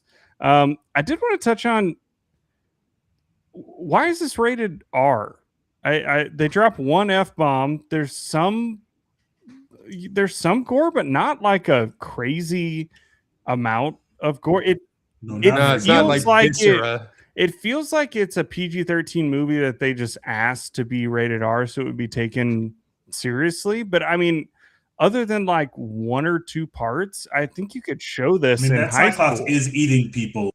And the Cyclops eating them was fucking horrible. You couldn't take an 11-year-old to go see this movie. No, but you could take a 13-year-old, which is PG-13. Like I think you could show this in high school. Other than like one or two. I think they will show. I agree. That's my point, though, is that like it's rated R. It's just it feels like it was pushed to be rated R in order to get taken seriously at the box office. But how many guys have to get eaten for me to get into my? But I mean, it feels like there's a very easy cut of this that's PG-13, and I think it's interesting that they. Is it just PG-13 for so long that they were like, okay, now it's rated R? Like, PG-13 for 2.5 hours is PG-13. PG-13 for 3 hours is rated R. That's probably it. 13-year-olds can't handle this much time. They're going to be bored.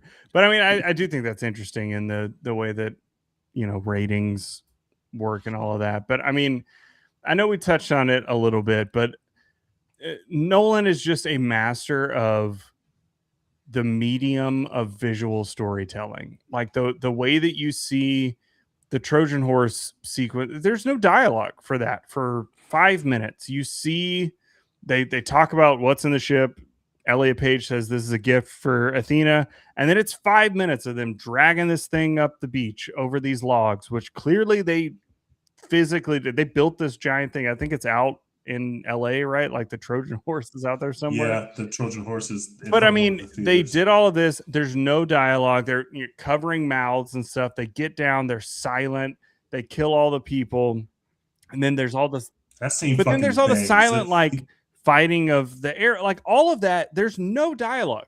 He is so good at telling a story visually, and that's what makes movies cool. And it's what makes movies cool when you're not on your phone scrolling Twitter while watching a movie. And again, that's not how most movies are made nowadays. And it's really cool to see one that is made that forces you to be all in and to watch it multiple times and understand. And then one final thought I had with this is we talked about kind of the idea of the gods and stuff of the Odyssey and all of that. I think it's so interesting compared to the last movie that Christopher Nolan made of the idea of science kind of uncovering the gods and being better than the god. Like we understand the world better than any of these myths ever did. We can create this weapon from an atom that none of you can comprehend, and we can explode this thing and it can create more damage than anything Zeus could ever do. I think it's so interesting that Nolan went from Oppenheimer, which is the story of science defying the gods, to then going to this story of just the gods. There's no scientific explanation of how Cersei turns these people into pigs. Everyone just understands, like, yeah, that's what happens. Or Poseidon is angry at us, and that's why the storms are happening. There's no debate of, well, it's actually the wind pressure or what. Like, it's really interesting that Nolan can take both of those sides and get at the human element of the emotions that are taking place there and all of that. I think it's a really cool way to juxtapose those two things with Oppenheimer and the Odyssey. I do agree. It's also at times no one ever accused Nolan of being subtle, especially when they arrive on the island made of steel, the steel giants instead of the bronze giants. You know what I mean? And it's just, and that's another filmmaking trick, the forced perspective, where they use 7-foot actors. And how'd they make them look so big? That was so cool. They used 4-foot actors. They used big ass actors, and they used for the men that got swole women that were really short to juxtaposition them. That's just come on. That's real filmmaking. That's practical effects. This is stuff people were doing in the 1930s and 40s. It's so That's good. amazing. Right. Yeah. Yeah, that has been Odyssey chat. We're going to talk about this movie all year, but that has been an hour and a half on the Odyssey. We're the only people talking about this movie, so you know, like you ought to see this thing. That's what I'm saying. Yeah, for those of you that hadn't seen it, the two of you. But Tyler, thanks so much. I assume you didn't see the invite, correct? Not yet. I'll get to it eventually. My wife went and saw. Make sure you see the invite, Tyler. I am in. I got to see that. I got to see Speederman.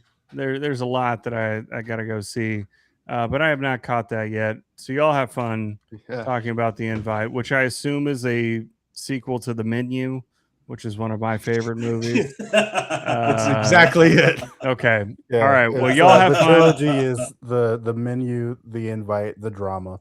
Yeah. Okay. I'm in. I love those. Y'all have fun. Thank you so much for having me. Please invite me back at some point. Please invite me back at some point. We definitely will. Real quick, so tell them where to find your litany of work. Okay, I'm on x.com, the everything app. Everything is happening on X at Tyler C. Stafford. I have an Astros podcast if you're interested. It's called Crush City Territory. I am also next week heading up to Nashville to record a little EP. And so I'm excited. It's kind of indie rock, Frightened Rabbit, Manchester Orchestra, brand new style music. I'm really excited about that. I am on the TikTok on a name that I've only come up with. One day I'll have a better one, but is Goofs and Gigs. Goofs for all my jokes, gigs for all my music. So you can follow me there.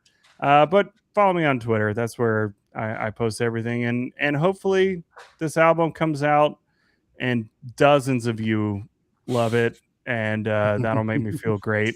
My only request is if you hear it and you don't like it, don't tell me. That'll hurt my feelings. I would not appreciate that one bit. You can just say you hadn't heard it, and that's all I need. But if you do hear it and you like it, share it with people. But boy, let me tell you, I sure don't want to hear that you don't like it. I don't want that one bit. I am going to work really hard on it, and it would hurt my feelings quite a bit for you to tell me that. So just don't say that. But yeah, I'm excited. That's awesome. But yeah, thank you all for having me. Not a problem. That man is a father of many children. Do not tell him you don't like this. Too much children. All right, Tyler, thank you very much. See y'all. All right. We'll take a quick break and then return real quick to talk about the invite. I don't think we're going to spend an hour and a half on this movie, but quite frankly, is the movie even an hour and a half? I don't know, but quite frankly, I have to pee. So I'll be back. We'll be back. All right, I'll be right back too. Do-do-do.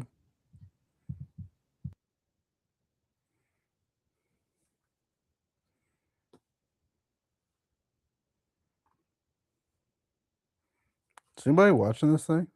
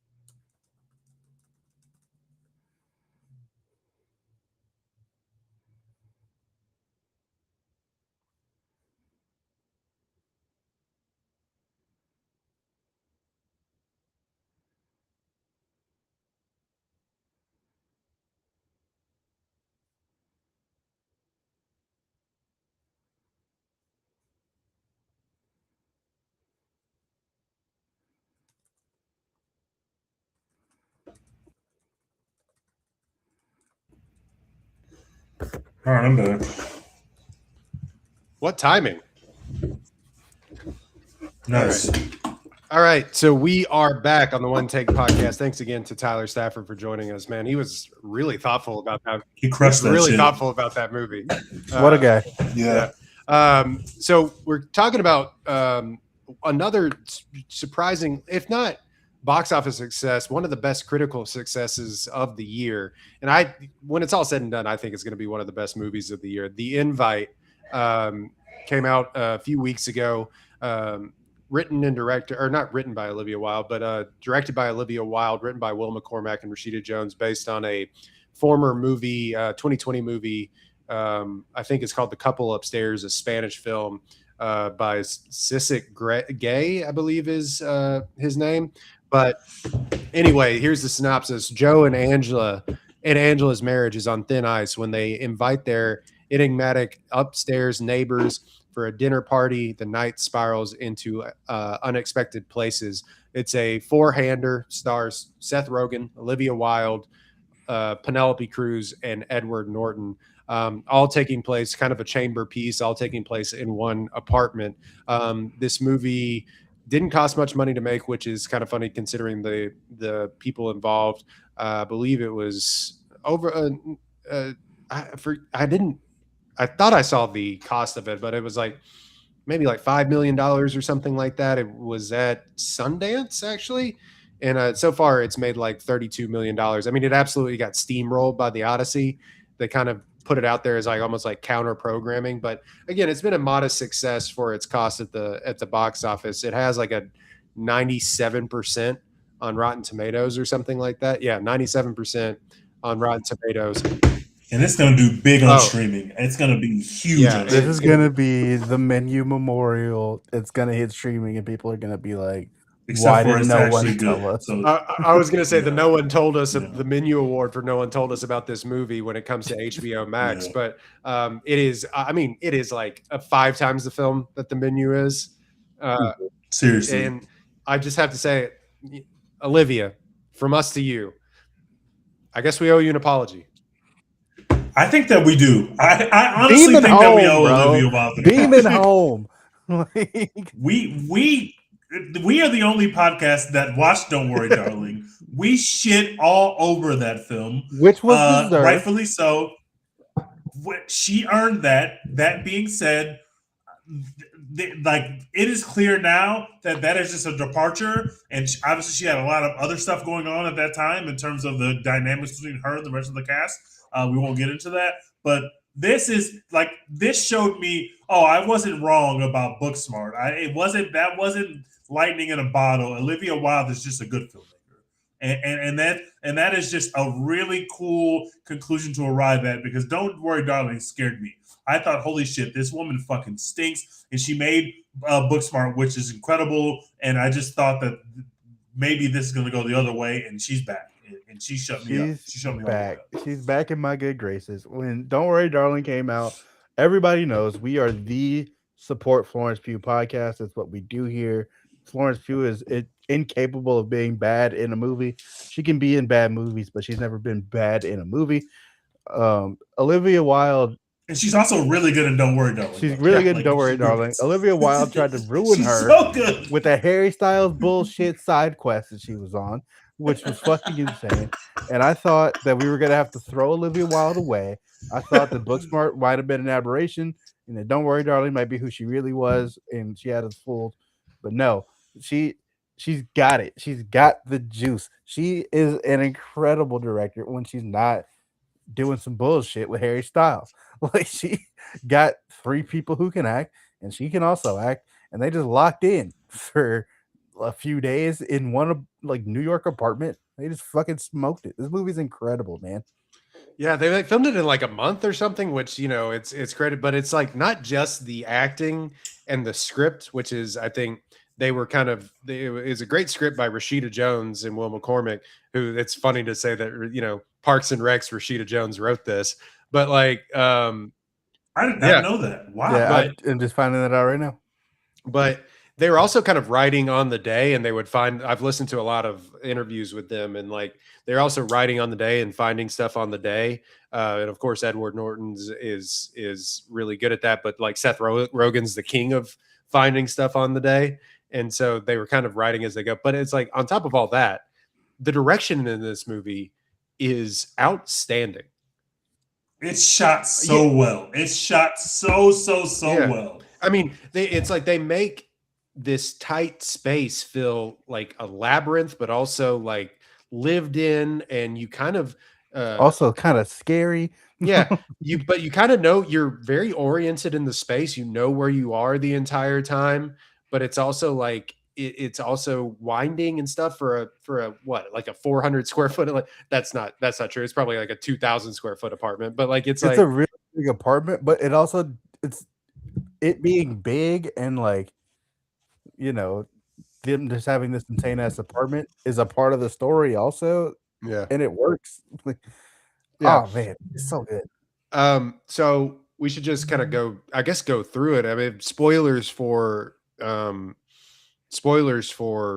the invite, but it's tough to talk about this without really spoiling it. By the way, we don't get them a lot anymore. Adult comedy, very funny movie, man. And it's maybe kind of extremely advertised as something else, and you would think, oh well, is Seth Rogen taking a weird swing here? No, it's the funniest he's been in a movie in forever. It's hilarious. I haven't laughed like that in a theater in a long time. Like, and I in my theater experience, like I didn't think people knew, because we're not accustomed to it. I didn't think people knew when to laugh, but I'm like, guys, this is incredible satire that we're watching on the screen right now. But on top of that, it's also emotionally wrecking at the end of the movie. It's about a marriage falling apart. But it's the interweaving of Norton and Cruz, who has never been better, and she looks just incredible. Good woman. She is perfect in this film. Her, not just the way she looks, like she is the one throwing the fireballs before Norton has his big moment. She's the one throwing the fireball. And obviously the funniest character in the movie is Seth Rogen, and he's kind of positioned as the funny one because he's kind of the fourth one to realize what's happening. He's kind of, like he's the one lagging, and also he's like pissed off at his girlfriend before the company even arrives. So he is set up as the funny. Cruz, Penelope is bringing all the looks, and she is also giving the best performance. And then Norton in the third act just completely rips your heart out. And you're like, wait, what am I watching? I've been laughing for an hour. I got tears in my eyes, but now I have different tears in my eyes. How do we even arrive there? It's insane what Norton is able to do with it. He changes the entire genre of the movie. But then Rogen rips it right back with one of the meanest things anybody's ever said to anybody. Howie. God, man, it's so good. Olivia Wilde the entire time is just like a ball of anxiety, but I was like never mad at her for like obviously being a very annoying person throughout this entire movie, but it's like I see how she got there, like it works. It just her best performance. I think it's her best performance. Great movie. I think it's her best performance in her career for sure. The score is insane. Like it's so good from top to bottom. I gave this movie 5 stars also. Like it's a different 5 stars than the Odyssey. I did 5 too. stars. But like, nevertheless, it just feels like they nailed every single thing that they tried to do in this movie. They just, I said, the score is incredible. It's filmmaking of a different name. You know what I mean? Like this, we were just talking about this. Like in service of trying to get more people in theaters, we already do kind of see it where it's like, especially with the superhero stuff, it's like in service to that, we kind of sacrifice this filmmaking, and there's something to be said about why this is necessary. You know what I mean? Where it's like adults having adult conversations, regardless of how wild they are, adults having adult conversations about adulthood. And, granted, it's the most heightened thing it's ever been, but it doesn't all have to be, it doesn't all have to be the Odyssey. It can be this and still be a stroke of brilliant filmmaking. And, yeah, I just think I got to look at the cinematographer on this. I think it's the same cinematographer that shot Seth Rogen's series on Apple, the studio. The Yeah, studio? I'm pretty sure. But anyway, Yeah, Fucking love it the is. studio, by the way. yeah. So this movie's also really in conversation with the drama. Obviously, another adult comedy, but it's very much in conversation with the drama just because, and I have both of those films as 5 stars. Same.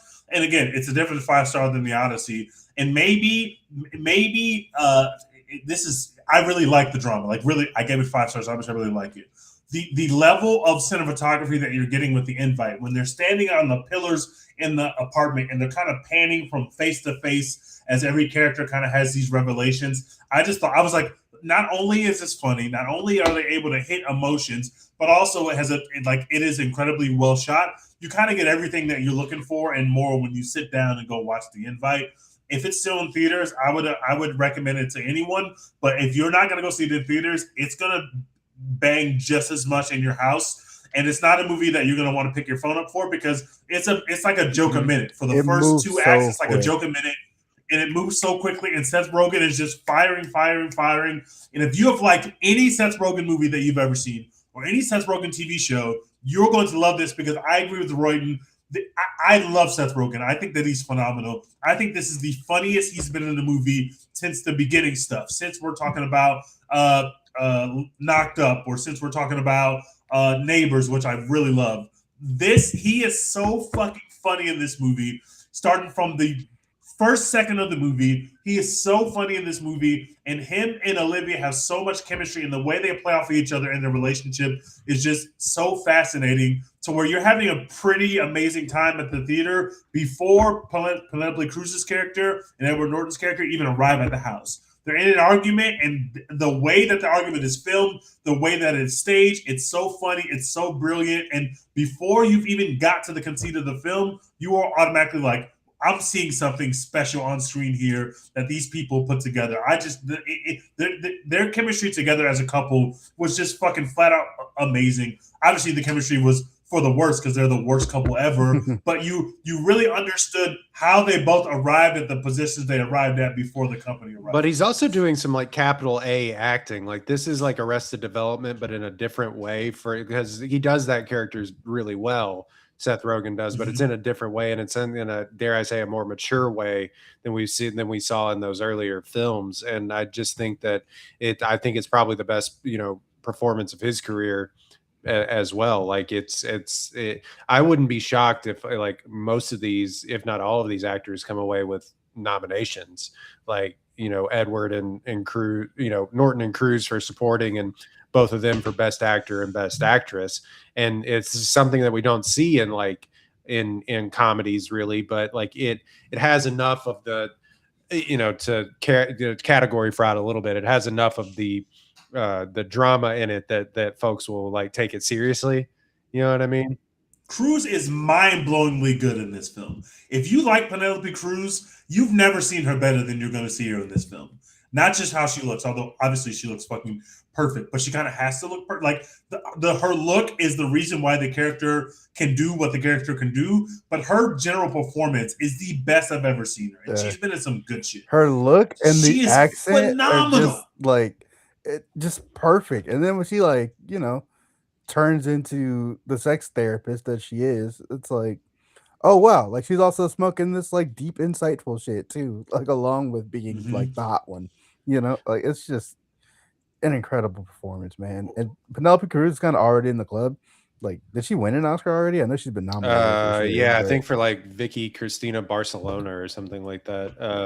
The movie. Like, I don't think that movie's very good, but she's been alongside Tom Cruise, like going bar for bar. So she has been in all the. She's done all the shit. It's not gonna be like, oh yeah, like we've never taken Penelope Cruz seriously before. We can't give how the fuck like, it was for Vicky Cristina. How did I know that? Why is that in my brain? I don't know. The fact that you pulled that, I was instantly, like, oh, you must have just looked that up because you pulled that so fast. That movie is not very good, but she is. I think that she is better in this movie than she is in that movie. And this is a much better movie. I got to say to our guy in the chat that said The Invite was awful, worst movie of all time. Nah. Grow up. There's no way that you, first of all, just seeing Penelope Cruz on screen, not to be that guy, already takes this movie out of the worst movie conversation ever before anything ever happens on screen. She is so fucking charming and good looking. And when she's in a room alone with Seth Rogen, he's got to try to act like he's not feeling this, or like he's not like it's their chemistry. Also, it's not just the chemistry of the couples, which is great. The Rogen's chemistry with Penelope is really good, and then her chemistry with Norton's character is really good. And it's like now you're getting into the other separate parts of the movie where they kind of separate and they're kind of coupled off. And the chemistry still persists. It's just like it's crazy how funny and how good the timing is across it all. But that's what happens when you have four people who are making the movie on the day. They show up, they find little bits, they find here's a little beat that could be funnier, here's a delivery that could be a little different, and they find that chemistry, and you really feel it when you're watching the movie. You really feel Olivia, she said that one thing she mandated was like, we have to come together and do table reads before we ever start filming. I need y'all for a week or 2 weeks to come with me and we can find this movie. And she's like, in that week or 2 weeks, that's where the movie happened. It wasn't in the script, although the script is obviously great. We found the movie when the four of us got together. We all put the rest of our life away and focused on this thing that we all loved and all thought could be really good. And she was like, the four of us were able to find that chemistry. This is beautiful that we're able to do. And they also filmed the movie like a play. They filmed it linear. I cannot say that word. Yeah. They filmed it in a row. And they filmed it like, page one, we filmed page one, that's not how movies are made. Like the Odyssey, you could not have done that because it was cost $1 billion to bus back and forth between Greece and Los Angeles. You know what I mean? Yeah, and they'd have to leave that castle that took them an hour to go up, and then they have to come back to that castle. That would have been you couldn't do that. But that you kind of can get away with it, and most movies don't film that way. And in fact, a lot of the I think every one of the stars said they really hadn't filmed a movie that way. But like you can get away with it here because it is such a chamber piece.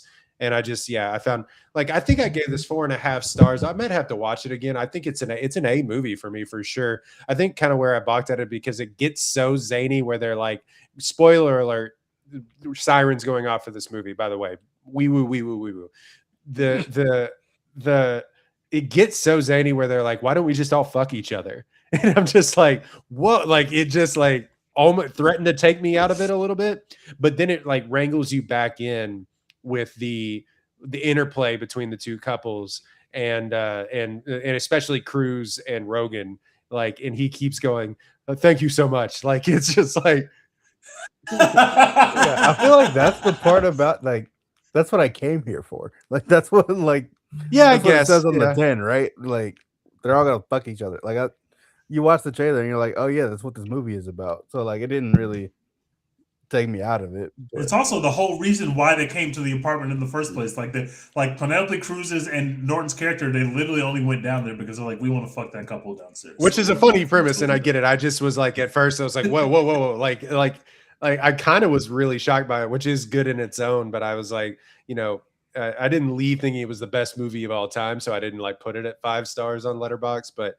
it's still like an A movie to me. Like it's not, I cannot knock it down a peg at all. I will say that extra half star probably came from me because the entire theater was dying laughing the entire time. And if I was in a quieter theater, then maybe I would have ranked. I was in a quiet theater, and I was the one cackling in the theater like an idiot. My theater was loud and raucous. Also, the movie starts, she is shopping for a rug, and he is riding his bike home from work. And he walks into the apartment, and before he says a word, he just passes out right by the door. And I feel like I laughed the loudest in the theater when that happened because I was like, wait, we're not even going to say a fucking word yet. And Seth Rogen's already doing dumb shit. Starting the movie that way before they've even said a word to each other, I just think that's so fucking funny because you could see Seth Rogen just doing that for one take, and they were just like, no. Keep that in. Let's do that. Like, let's keep that. Like, it's just such a funny way to start. I mean, they set him up. He's a dumb loser. He can't get his bike out of the door. Like, it's just a funny sight gag, you know. And all of his teenage like students are like, "What the fuck? What is up with this guy?" You know what I mean? Like, he's just a down on his luck, depressed loser. He's gonna end up smoking a blunt with Penelope Cruz. Can you imagine what it would be like to Penelope Cruz in your personal office, asking you about your shit and taking interest in you? I might faint. And I got like I pride myself on not being too high or too low. I feel like I can play in the big games, but Penelope Cruz is one of the most beautiful women ever. Her accent is the sexiest accent you've ever heard, and she is literally laughing at Seth Rogen's jokes. Can you imagine what that would feel like when your fucking the love of your life, who's been pissing you off all day, is in the other room and you are trying your best to be a faithful man? Please, she's laughing at every joke I tell. She's giving me so much rhythm, and I gotta try to act like I don't notice that. He plays that scene so fucking perfectly because he's just like, oh, okay, I gotta be in my Seth Rogen bag, and it just works. It just really works. And also, you like earlier in the conversation, soft launch like talking shit about your wife, and then she also was talking shit about your wife. Like she agrees with you and talking shit about her partner as well too. You know, like yeah, it's man, like you also think that her partner sucks, and like you know your wife is trying too hard with this hormone shit, and like it just went nowhere. Like oh, that man, became a meme. That became a meme instantly. Hamon. Mind if a white lady serve a little hamon? You know, like. But yeah, like I love the way the movie just like builds and builds and builds, and like you know you get to the scene about the window and like you know the significance of like this window and their view into the apartment or whatever.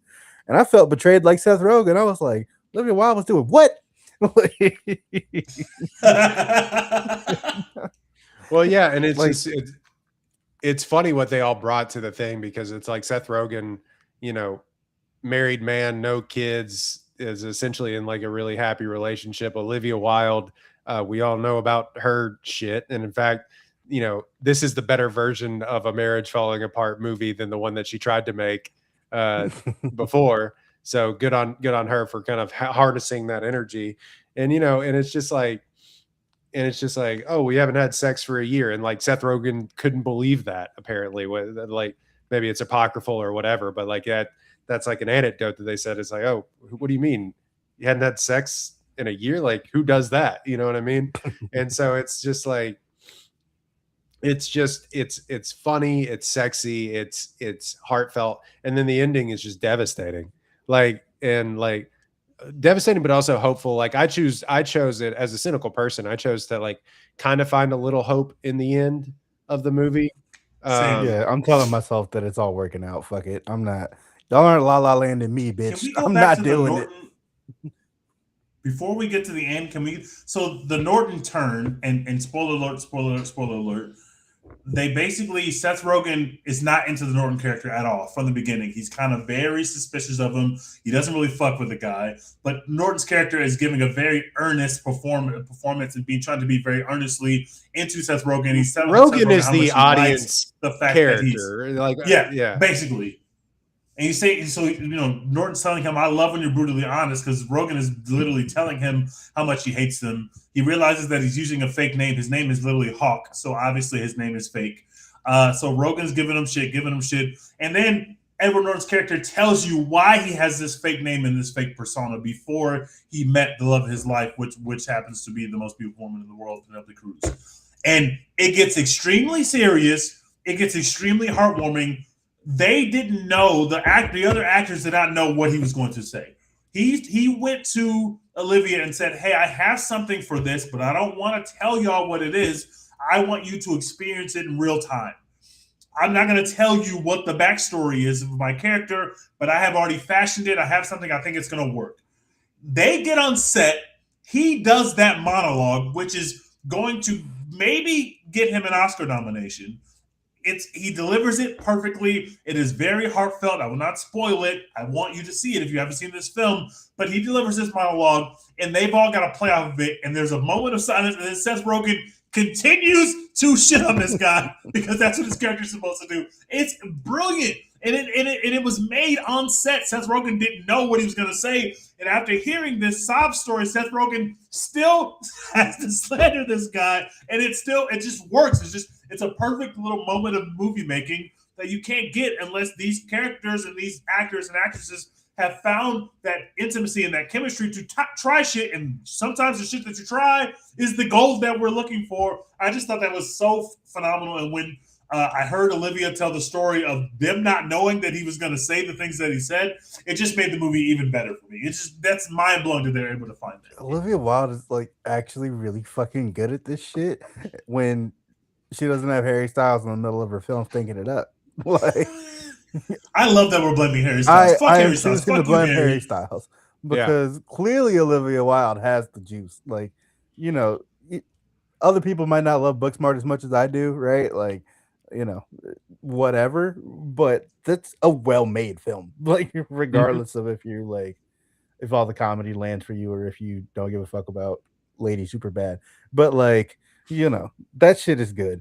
Don't Worry, Darling fucking stinks. And then The Invite has some, like, just has the sauce, man. Like, she's got it. So I'm choosing to believe that Harry Styles is the variable here that caused her downfall in the second movie that she made. I mean, it's hard to dispute their scientific evidence, but I mean, whomst among us, you know what I mean? But I think it does a really good job. And look, I'm in a happy marriage. I just have to use that as a disclaimer. But it does a really good job of really putting you in with a couple that's been through the shit. You know what I mean?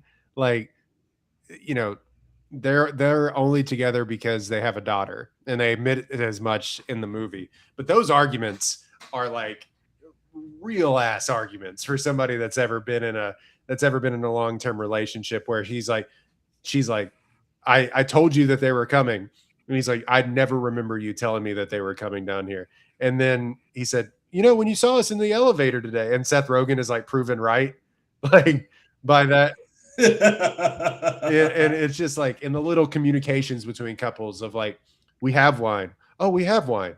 Yeah. In the cabinet. And it's like, oh, okay. Like that. Our anniversary wine. Yeah. That sort of stuff. I also really like the bit of Seth Rogen trying to bring up the conversation of because the Norton character and the Cruise character are having very loud sex and they're keeping Seth Rogen awake at night, and obviously it's doubled on top of that, or the fact that Seth Rogen and Olivia's characters are not having sex. So not only are you not having sex, but you're hearing the loudest possible sex, which we later find out is because it's loud as fuck because it's like literal group sex. They're bringing other people into their bedroom, so it's loud as shit. Meanwhile, you're laying next to a woman that you are not fucking, and she's not fucking you, and you know it's not going to happen tonight because it didn't happen last night, and it's not going to happen the night after. Yet you have to hear a literal sex party above your head. So Seth Rogen's pissed, and so he keeps trying to bring up the fact that he wants to talk about this loud sex that they're having, but Olivia is like mortified by the fact he's going to bring this up, so she keeps trying to interrupt him. And that's just like a funny bit that you get for like 30 minutes of these ongoing conversations. He keeps trying to interject and bring it up, and then she keeps on shutting him down. And that's just a funny to your point. I think the funniest bit in the movie and the most relatable bit for couples in the movie is when they finally admit, hey, we've been having group sex. I'm so sorry about that. And both Rogen and Wilde lock in. They're like, oh, actually, do tell us more. This is the most entertained that we've been. And they kind of like become look back and forth of like, oh shit. Yeah, can I talk to you outside for like 2 seconds? Just 1 second. We'll be right back. What's and they're up, like, yeah, they're like, what the fuck is it? This is awesome. We should invite people over more often. Like that look of like, we're gonna debrief about this as soon as I leave. Like that shit. I thought that was the most relatable stuff in the movie, and then it really does take kind of a heartbreaking turn where you know they let Cruise therapize them a little bit, and Olivia Wilde gives a really striking performance, I think, and the fact that she also directed this is, you know, a testament to her, but also her second unit director. You could tell that came from a real place. You could tell what Olivia was doing came from an extremely real place. As somebody who's been in that situation, or not in that exact situation, obviously, but what Olivia was doing on screen came from a very real place in those scenes where she realizes that this thing is crashing and burning and maybe ending, and they kind of have their airing of grievances, and it is legitimately heartbreaking. It's not easy to watch. Yeah, we can go on and on about this movie. I think more. We touched on the ending a little bit, but the ending shot is incredible because a lot of this is shot, a lot of like window work and like what windows mean into somebody's apartment is in this, and then she chooses to film the ending of him. The thing with him is he's a kind of down on his luck musician, or a failed musician is what you would probably call it, but yeah, he had a hit like way back in the day, but now he's just like a music teacher at a shitty high school. And but he starts playing piano. She shows up to play piano beside him. She very smartly at the very beginning of the movie, over the credits, intercuts people playing piano and playing that same song at the beginning of the movie. Yeah, it's like the first thing you hear is that song playing when the movie's starting, which is a very good way to bring. So I should go back for real quick. It's like they have all this stuff. They break off to maybe have group sex or have sex with the other partners or whatever, and then it all comes to a head. They all have this argument, and then basically the Norton and Cruz disappear. So it is kind of funny where they're like, were they ever here in the first place? Yeah. They don't like leave. They just kind of like literally disappear. So it's like, was this a figment of their imagination, or did this really happen? And then the final shot of the movie, I think, is incredible because she chooses to film it through the window on the other side of the apartment into, or does she pull away or pan it? I can't remember, but like it's them playing the piano, kind of smiling, melancholy, and that's the ending shot of the movie. And I just thought that was brilliant. I just thought it was like just a simple way to end the movie. Leaves it up to a little bit of interpretation, which Wilde said that she chooses to say that it's a happy ending. I choose to say it's like, regardless of if they end up together or not, it's now more amicable, than it was, or will be more amicable than it was. And I choose to believe that even that could be a happy ending from what it was going into this. Yeah, even if they do end up getting divorced, it's like, it's still better than it was, like them being in this obviously loveless marriage. But yeah, man, I just love this movie. Actually, I'm buying it on DVD as soon as I can. Like, I knew this was going to be Dex's exact shit too, and it was like, man, it was bugging me that it took him this long to see it. Yeah, this shit.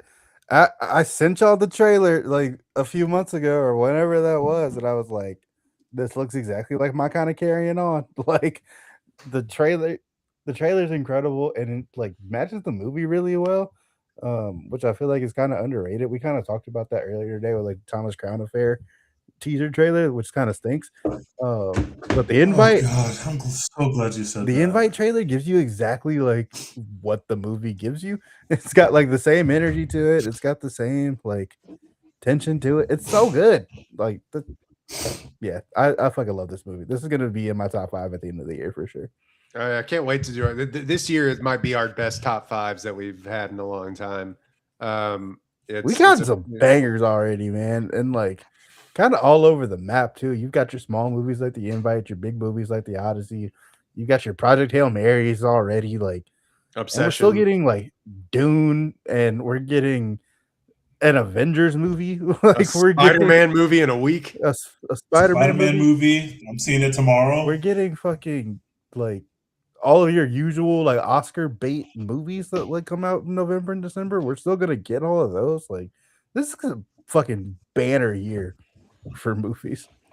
Yeah, I mean we are fully back. It took forever post-COVID. We've been telling y'all that we're back, and now you're seeing it playing out in real time. We've been telling y'all that we're back. Can I just say, I know that we're signing off, and I don't think we should do what we're watching tonight because we're about to come right back and do a Spider-Man episode. But can I just say, look, I love Michael B. Jordan. I'm glad they won an Oscar. I love the Thomas Crown Affair. It's special to me. Both of them are amazing. The teaser trailer for the Thomas Crown Affair that dropped today is an abomination. The Thomas Crown Affair is not a spy movie. It's not an art thief movie. It's not a fucking action movie. That's not what these movies are. These movies are horny as shit. It's about an arts dealer or arts thief, fine arts thief, who starts to fall for the woman investigating him. That's the premise of the Thomas Crown Affair. That's always the premise. That is the center of this universe. It doesn't mean that our two leads who are hot don't have chemistry, but the trailer doesn't show you anything to establish that they do have this tension, the sexual tension that's at the center of the first two movies.